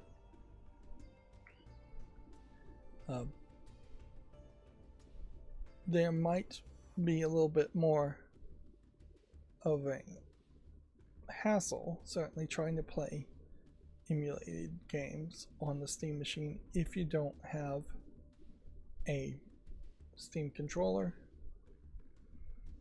But no, I don't think there really would be, because no emulated game is actually going to use the touchpad. There would be a fairly large hassle trying to play Wii U games. You are definitely going to be playing things either with a controller, or you're going to have to find somebody that makes something like a Wii that would work. One of the things too about emulation is that, particularly for like Nintendo 64 and GameCube, those analog sticks are pretty non-sensitive. So when you use a modern analog stick and it tells you to waggle things in a circle, it can be fairly hard to actually get the waggle in the circle to work. Which modern games don't ask you to waggle the analog sticks on the circle because that breaks the analog sticks anyways. But yeah, the sensitivity is sometimes a little too high for my taste. I guess I finally have played enough games on my Steam Deck, which notoriously I did very little with the first couple of years I had it. But yeah, I have not had the button stick on me. It came with a sticky button that was going to eventually wear down, and I knew that was going to happen. But yeah, I have not had the button stick on me in a long time, so I guess I've finally worn it down enough. And then yeah, still I'm kind of having the problem of it messing up my phone being charged on the same charger, which is a problem you're going to have with lots of chargers, is that they don't isolate their circuits on the USB-C connections. Quick charging. Let's see. Qualcomm has announced a big price rise, which is bad news for the Valve Steam frame. Valve doesn't seem to be able to catch a break here. Well, at a certain point, it could be that Valve has already locked down their prices, and at that point, it might make an argument to buy the Steam frame in the first round. Otherwise, it might just be a great point where Valve says we're not going to release the Steam frame, which I'm not sure Valve is willing to say we're not going to release the Steam frame, because they still want VR. But I could see them saying, hey, you know what, we're going to make the Steam frame very much like a development kit, and it's going to be priced like a development kit, and we're going to encourage people to not buy it unless they are developing games for 4 years, 10 years down the line, when prices are going to be back to a reasonable price. Which even that is a weird way to try and sell it. But yeah, things are just getting more and more expensive, it seems, and there's no real reason to expect an end in sight. The awesome crime noir first-person shooter Fallen Aces has an episode 2 out now.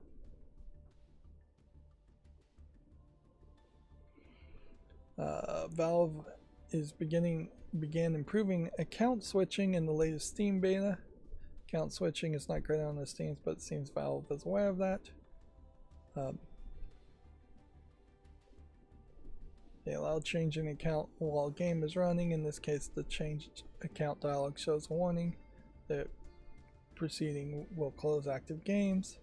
Steam shutdown now waits for just exited games to finish cloud sync.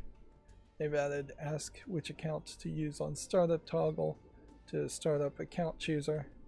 And they've eliminated the change account confirmation dialog in most cases. Changing account while Steam is running now brings up the account chooser directly, then restarts as the chosen account. So little optimizations to just remove unnecessary steps, it seems. Alright, Fallen Aces is something I'm going to put on the wish list. Well, I guess I'll put it on the follow list because it's early access.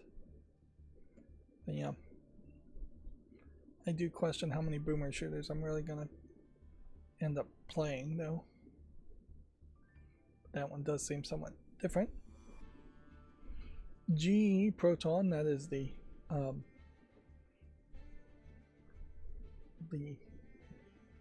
what is it? Open edition. GE Proton 11-3 brings better OptiScaler integration, AMD FSR4 improvements, and lots of game fixing. This is the version that would be used on things like Bakelite, not Steam itself, Steam OS, which would just be using regular Proton.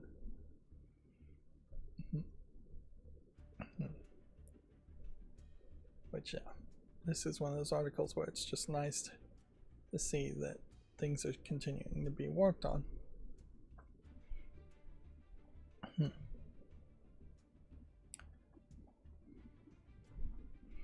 I heard an article talking about the operating system that NASA uses these days, I think, and I don't want to confuse it with Abacus. Abacus apparently is a company that makes optical readers for electric meters, smart electric meters, which was something else I was looking at, which goes to show that I'm just super ADD and jump around as far as technical things. What was the name of the operating system? What's funny about it is it's a POSIX closed source operating system that would be Unix-like, and as far as I understand it, it's well before my time. POSIX is kind of a standard. Unix is kind of built on that. Linux is a clone of Unix, but I think for the most part, everything in Linux is striving to be POSIX compatible. But none of those operating systems are real-time operating systems or designed to be real-time operating systems, where the NASA operating system is designed to be a real-time operating system, which means it just keeps on working even if there's a problem, and it's designed to have like multiple microcontrollers connected to each other doing the same thing. That way rockets, airplanes, jets don't fall out of the sky. That being said, I don't think I can remember the name of it. It was a pretty simple name. Let's see if I can look it up, because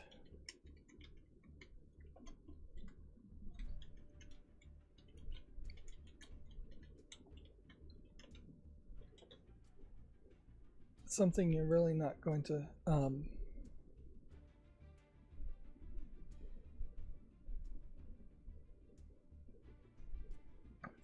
really recognize.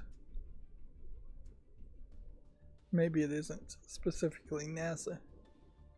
NASA uses a core flight system, which is a framework.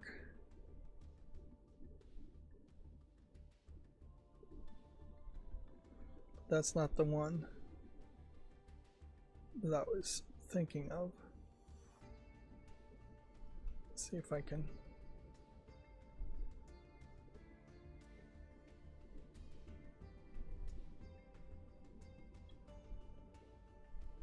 Maybe you have to just make this plural.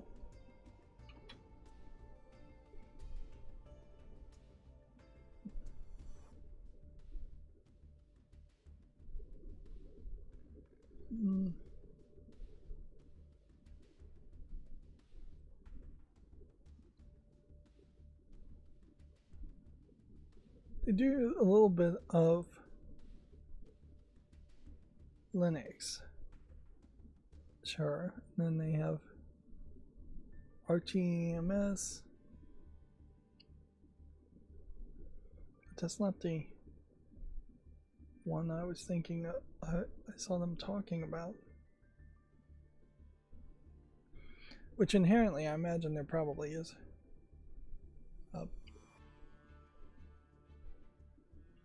Maybe you take the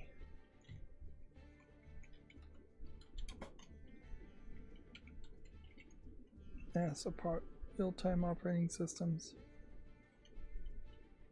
for jets.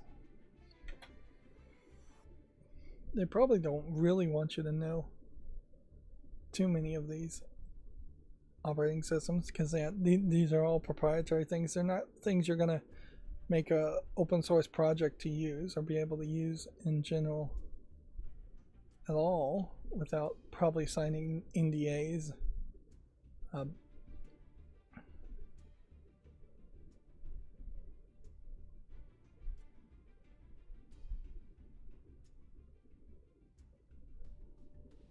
There are standards you have to comply with.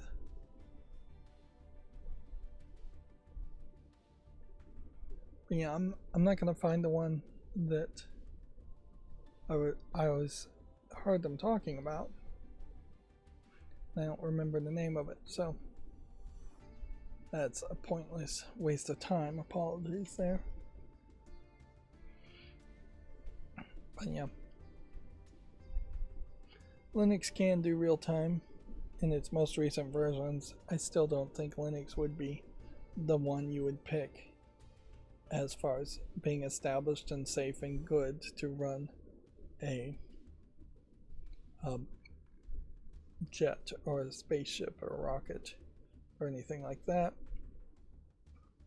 A big reason for that is most Linux projects don't have government departments that can jump through all of the procurement requirements and have all of the certifications and clearances needed to sell such a product to the government.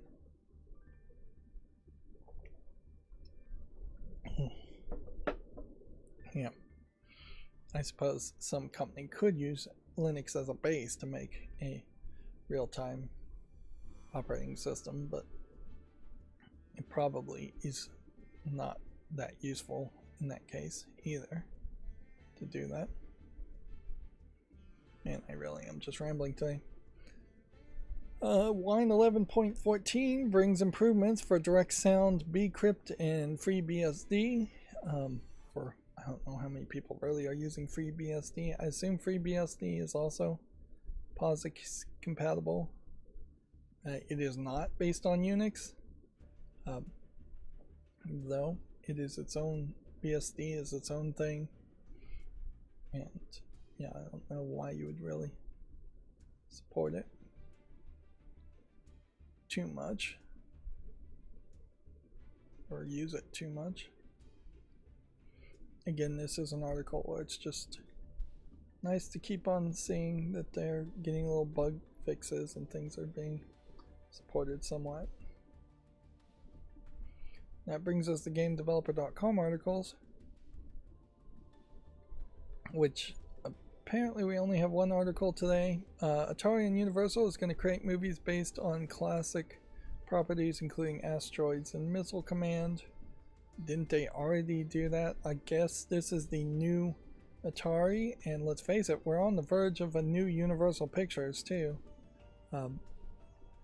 So yeah, I think Universal Pictures is owned by Paramount. Paramount trying to acquire WB Warner Brothers, so yeah, there's big changes there. We saw this with Battleship, terrible movie. I saw a movie on Prime Video called The Memory Keeper. It had 7 reviews and it was 1-star rated, and so that intrigued me enough to watch it. And I'll say it doesn't really deserve 1 star. It was also released under the name Falsehood. I I wouldn't say it was implemented particularly well, and a lot of it doesn't really make sense. It definitely feels like it was a smaller art house indie project. But yeah, the general premise is that the big problem here is they really needed at the beginning to explain this. In 2066, in the movie, they figure out how to save memories from people, and they start sorting through memories, and they start trading and you know, commoditizing memories. Fine premise to start with. But then they jump to the next conclusion that they have found the oldest memory to ever exist. Alright, so it's 2066. As far as how we know humans work, we have no genetic memory. We know elephants and other animals do have genetic memory, but if humans do have genetic memories, it's not much, and it's never been found. So the oldest memory in 2066 would be like 1966 if you have a 100-year-old. Not that old.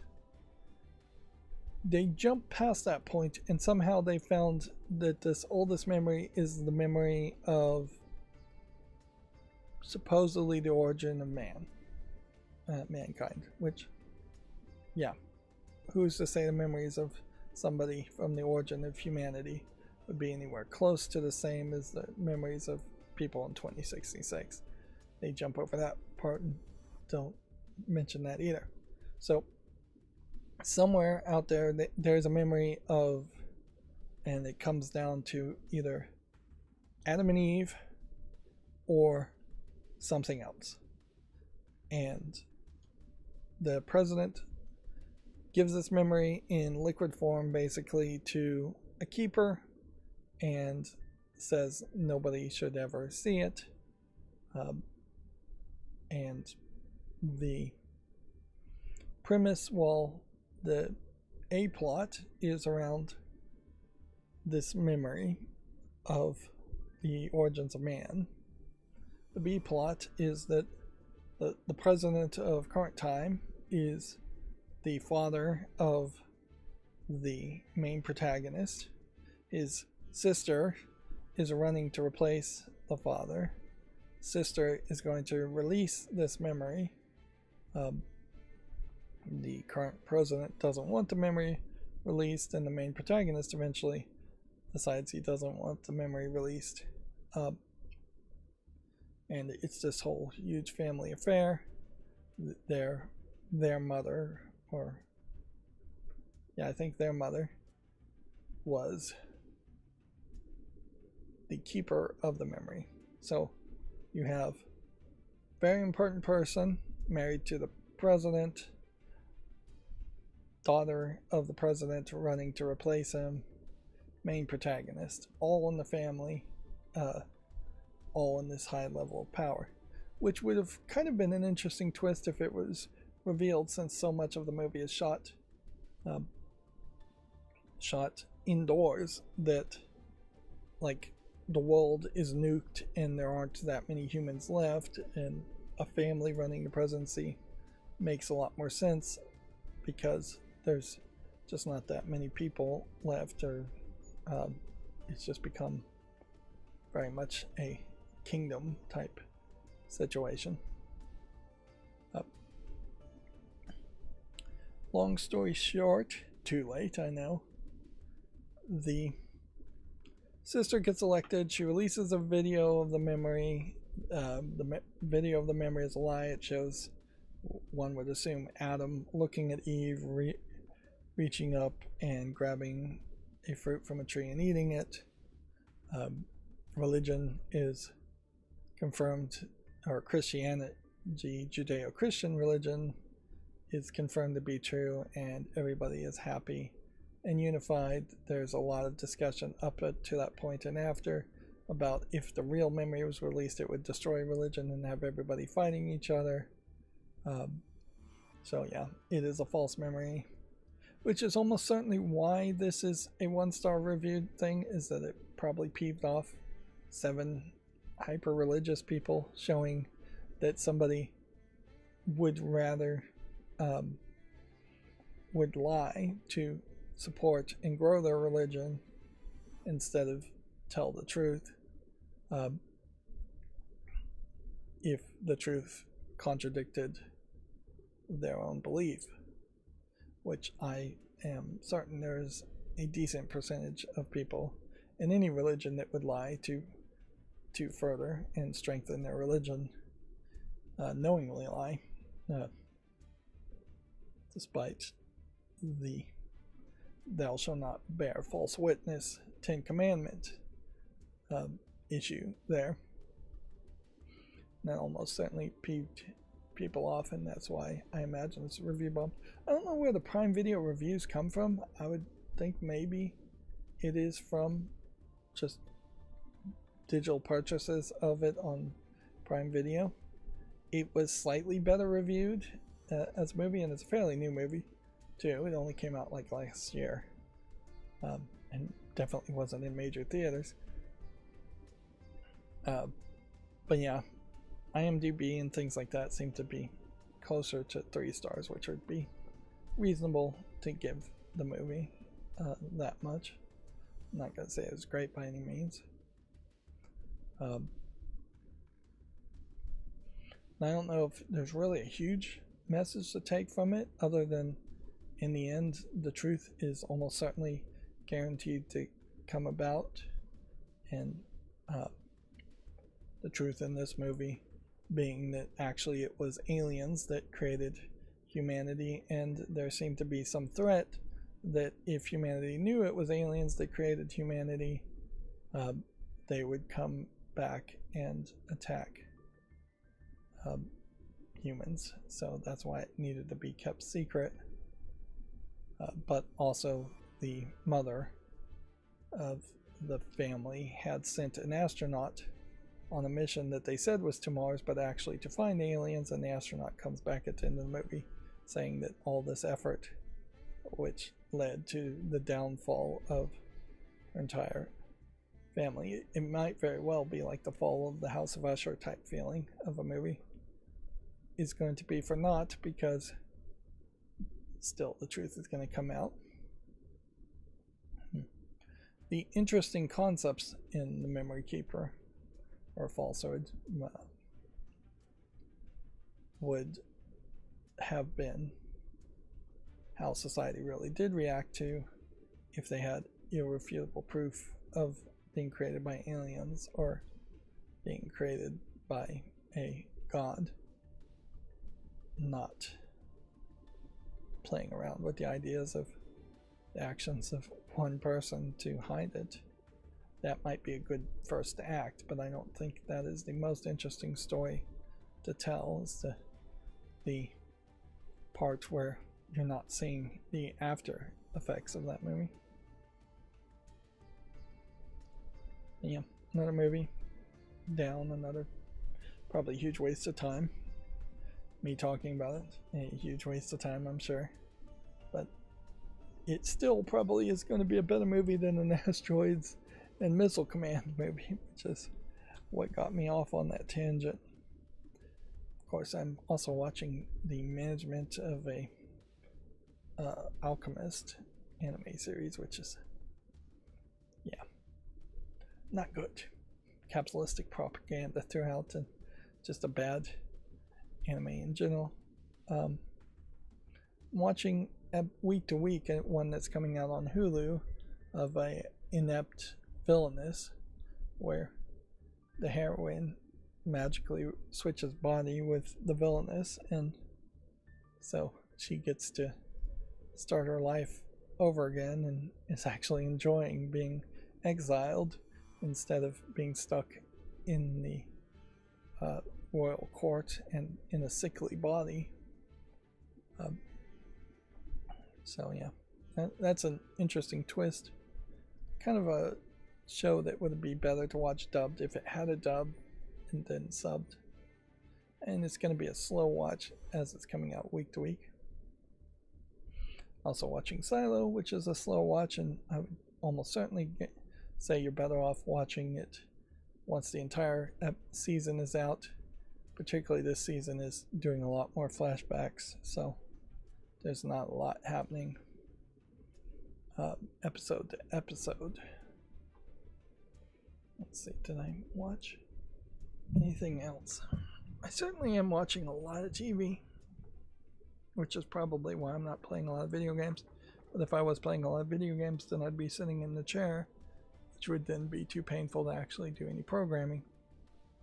And I am still trying to push myself to do a few more physical activity things, despite it being the peak of summer, it seems.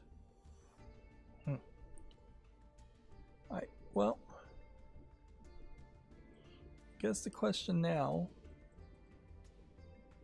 yeah, do have Video Games Chronicle articles, but they are way at the end. So we're just going to have to go through things out of order. Alright, so we'll go through games on Steam. The new system is working pretty great, I will say, in that I'm just pressing hotkeys to add things to the follow list and make YouTube shorts, or I'm just making YouTube shorts on them. If it's a game specifically I don't think I'm interested in, then I'm swiping down to close games that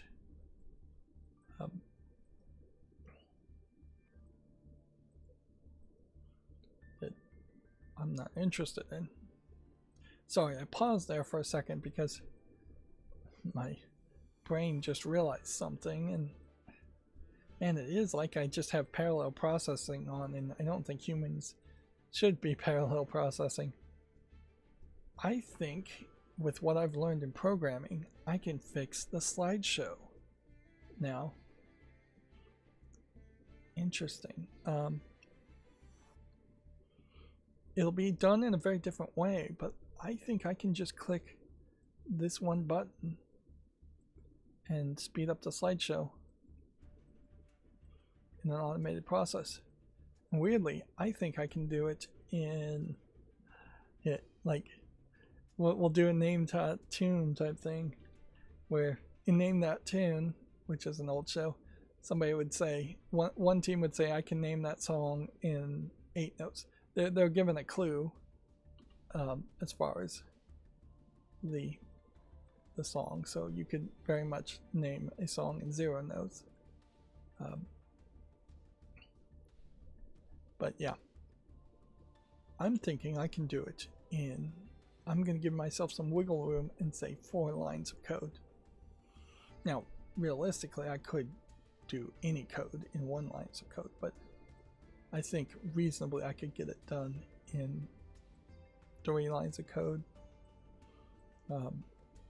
Particularly if you don't count closing brackets, semicolon, basically end lines.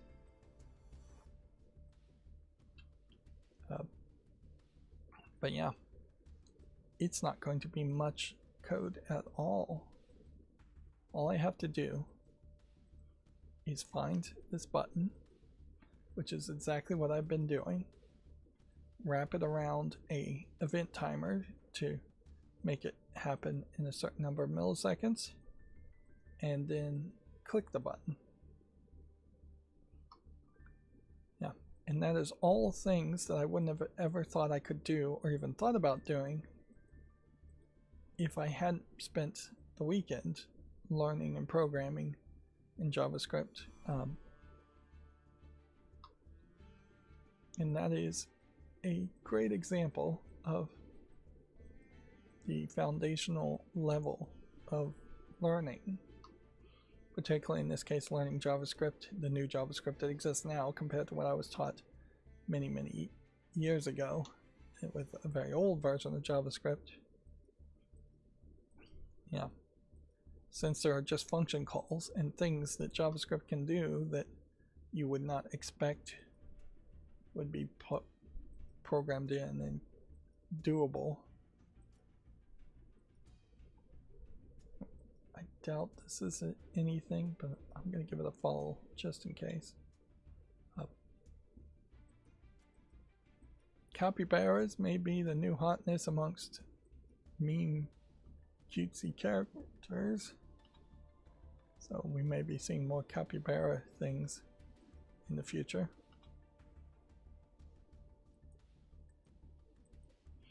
Now, I will admit there is definitely a danger in that as I learn more, I realize I can do more, then I get ambitious to do more, and so it just becomes a potential cycle of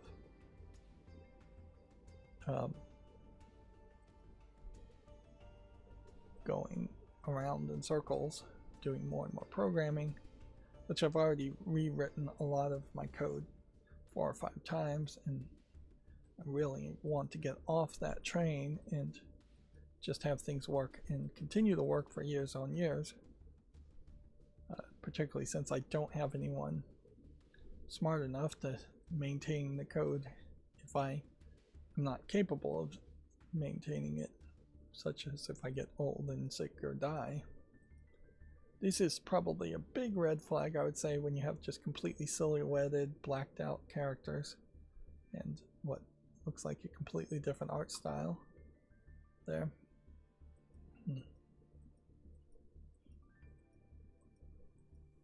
Yeah, the problem I might run into, though, is that if I have this just clicking all the time, it may lock up the pages too much, and it may like make it impossible to click on anything else. So I will have to experiment with that. That being said, I also have just gotten better in general at figuring out the internal functions of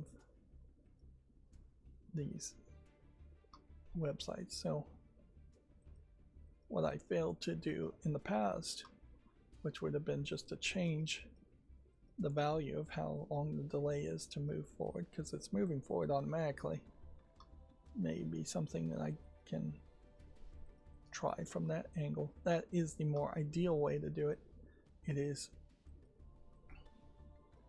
a little bit overkill to just click the link like I am now, instead of just reducing the delay. And that is one of the nice things about this game. Is really negative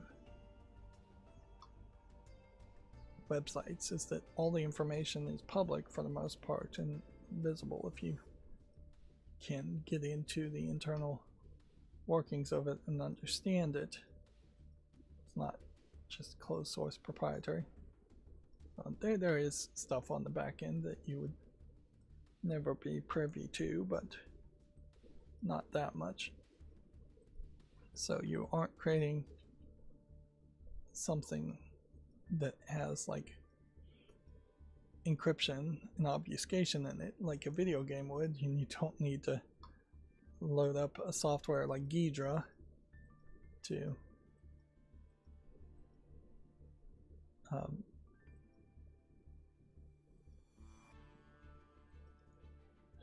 decompile and recompile something, a website. I bet there's probably a decent amount of money you can still make repairing probably not just guitars, but instruments in general.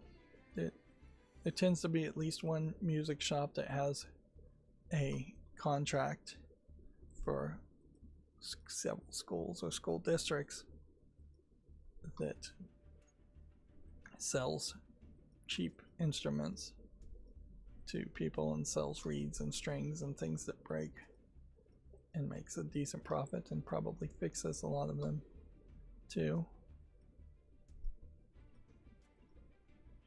I imagine if you didn't have bands and orchestras in schools, which that might be something that happens, I'll give this a chance, then there might be fewer orders to repair and sell instruments, but not that few. You still have a lot of people that want to be in bands.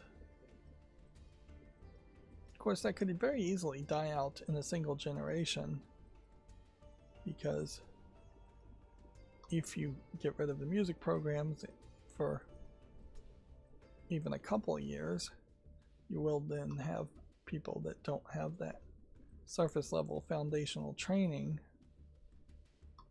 to join a band.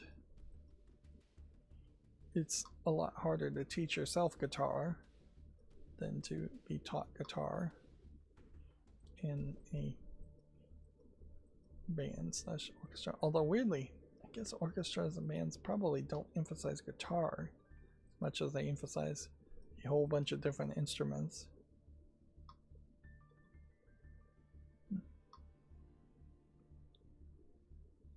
And it seems like we are now about to hit the Video Games Chronicle articles, which, yeah.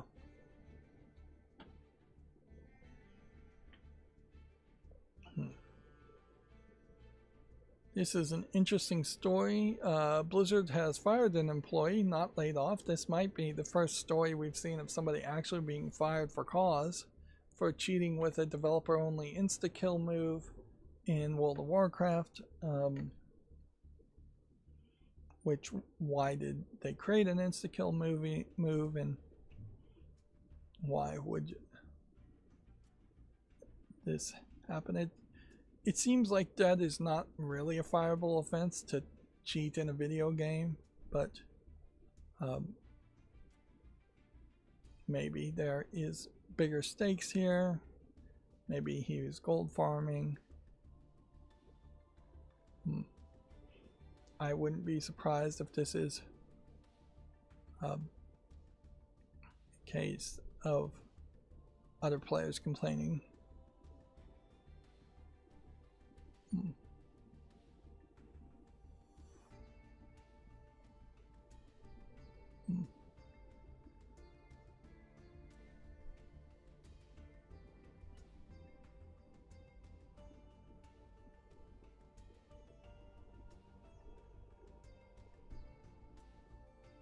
Yeah, I guess it's against company policy.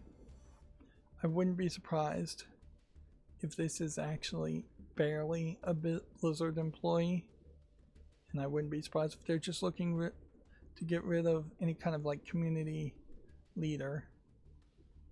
This might have been a very young kid too, like fresh out of college or still in college, 18-year-old. But even then, it is reasonable to expect people not to cheat, particularly if they have a unfair advantage, which is what cheating is, I guess.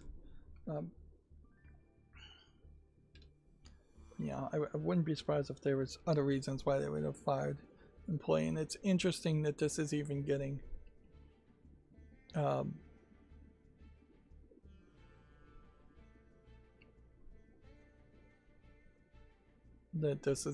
reported on, because you'd think that probably happens a little more often than they would want to admit. Yeah, we still are kind of getting this problem where it's very believable that this doesn't use AI. It's a Five Nights at Freddy's type game, I would assume. And yet, the art doesn't look that good, so they are potentially also running into this catch-22 where people that don't use AI have bad graphics and I overlook them because of that, and people that do use AI have good graphics and then the gameplay sucks. But yeah, I guess I'll put this on the fall list and give it a chance. Let's see, Pokemon card stores in Japan are adding facial recognition to stop people from breaking their purchasing rules. Customers will be scanned to make sure they don't come back more than once per day. There's a lot of shops and buildings and locations that have facial scanning and person detection in general going on that you are unaware of. It is not just flock cameras, but there's all kinds of tracking. And there's even like simpler tracking techniques too that they will combine and use, such as somebody here probably has a cell phone. You could easily track a cell phone by its cell ID, by its Wi-Fi ID, by its Bluetooth ID, unless it's just completely off, and maybe not even then. Who knows if you want to get paranoid there. A cell phone is just going to be broadcasting your presence. And they are definitely in the United States trying to get into more and more dynamic pricing, where you enter a building and they're going to start to raise the prices or lower the prices, but let's face it, really raise the prices based on you being in the building. Again, treating people differently. There are laws trying to fight dynamic pricing in the United States, but they don't go far enough, in my opinion. They basically say you can't raise the prices on people, so what they're doing is very much like Target, in that they just have very high prices on the price tag, and then they offer coupons and discounts to members, which that's the whole idea of the membership programs and the discounts, which some of those membership programs are getting really bad, and they're even trying to think about charging for them. Ideally, if you wore a ring of Pokemon card people, which I'm not sure there really are a ton of rings of Pokemon card people versus just a lot of people who are desperate for Pokemon cards, you would have several people that could show up buying things per day.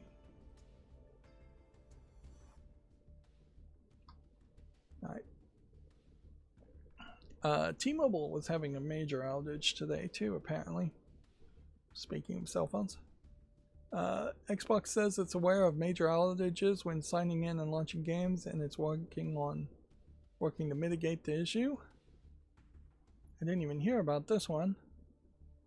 That would imply to me that there's probably a back-end DNS issue that is affecting multiple services once again, which I think it is probably time to update how the internet works, because the back-end DNS issue keeps on happening.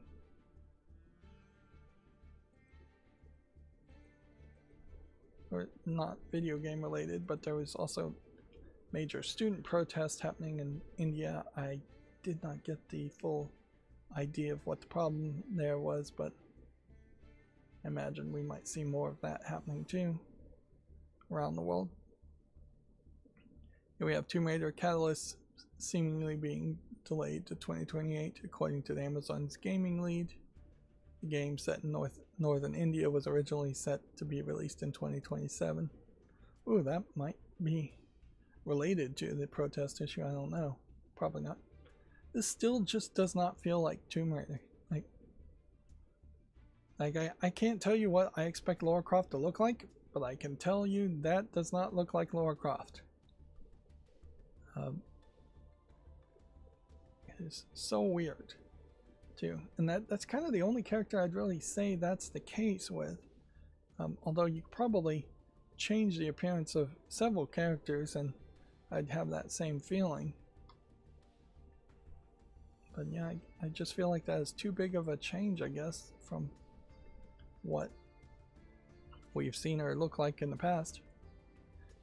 Let's see. A Final Fantasy VI remake would need 4 or 5 games to do the story justice, Yoshi P says. I understand the feelings of the players, but you've got to think about it, he says. Which, yeah. This perhaps is a great example of how the old JRPG games are just not reasonable in their length. If even the director of Final Fantasy XIV is saying I'd have to break it up into 4 or 5 games.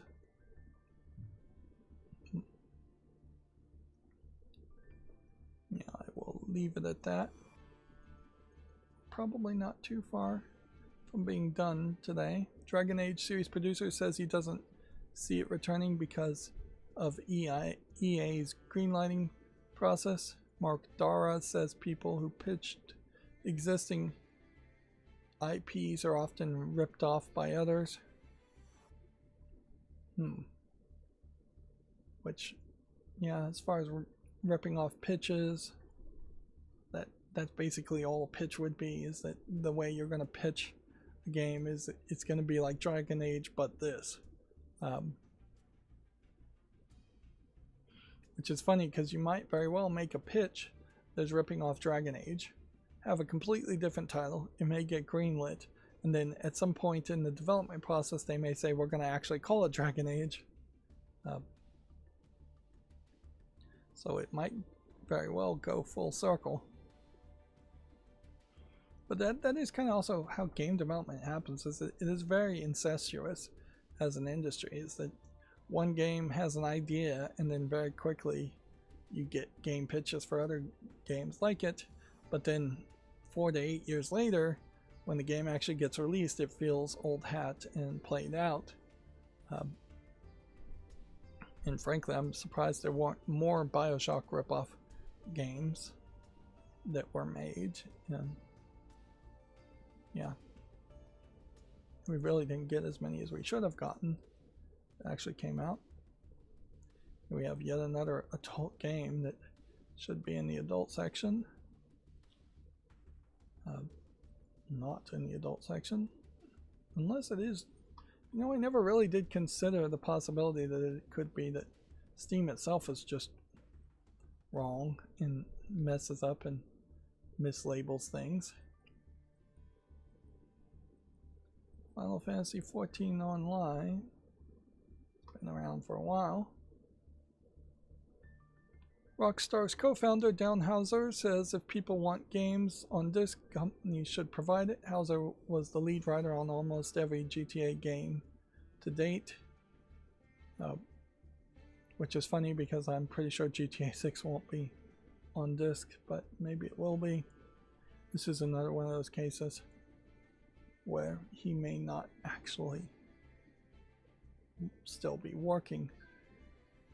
Yeah, he left in early 2020, so obviously he's probably not spouting the company line. Well, I just heard my phone beep, so I know it's somewhere in this room, at least. I'm not going to worry about that, though. I'm going to wrap up. PlayStation confirms God of War Lao Fei release date and return of Kratos in the next game. Well, that is certainly not showing a lot of confidence in Lao Fei. And certainly they could potentially return Kratos as not the protagonist in the next game. But it certainly does make God of War Lao Fei feel like it was supposed to be a spin-off game, or that it is just a buffer game to buy them more time for the real sequel to God of War now. And it definitely doesn't feel like Lao Fei is going to be a transition to playing as her for a while, or playing as the boy, or playing as somebody new.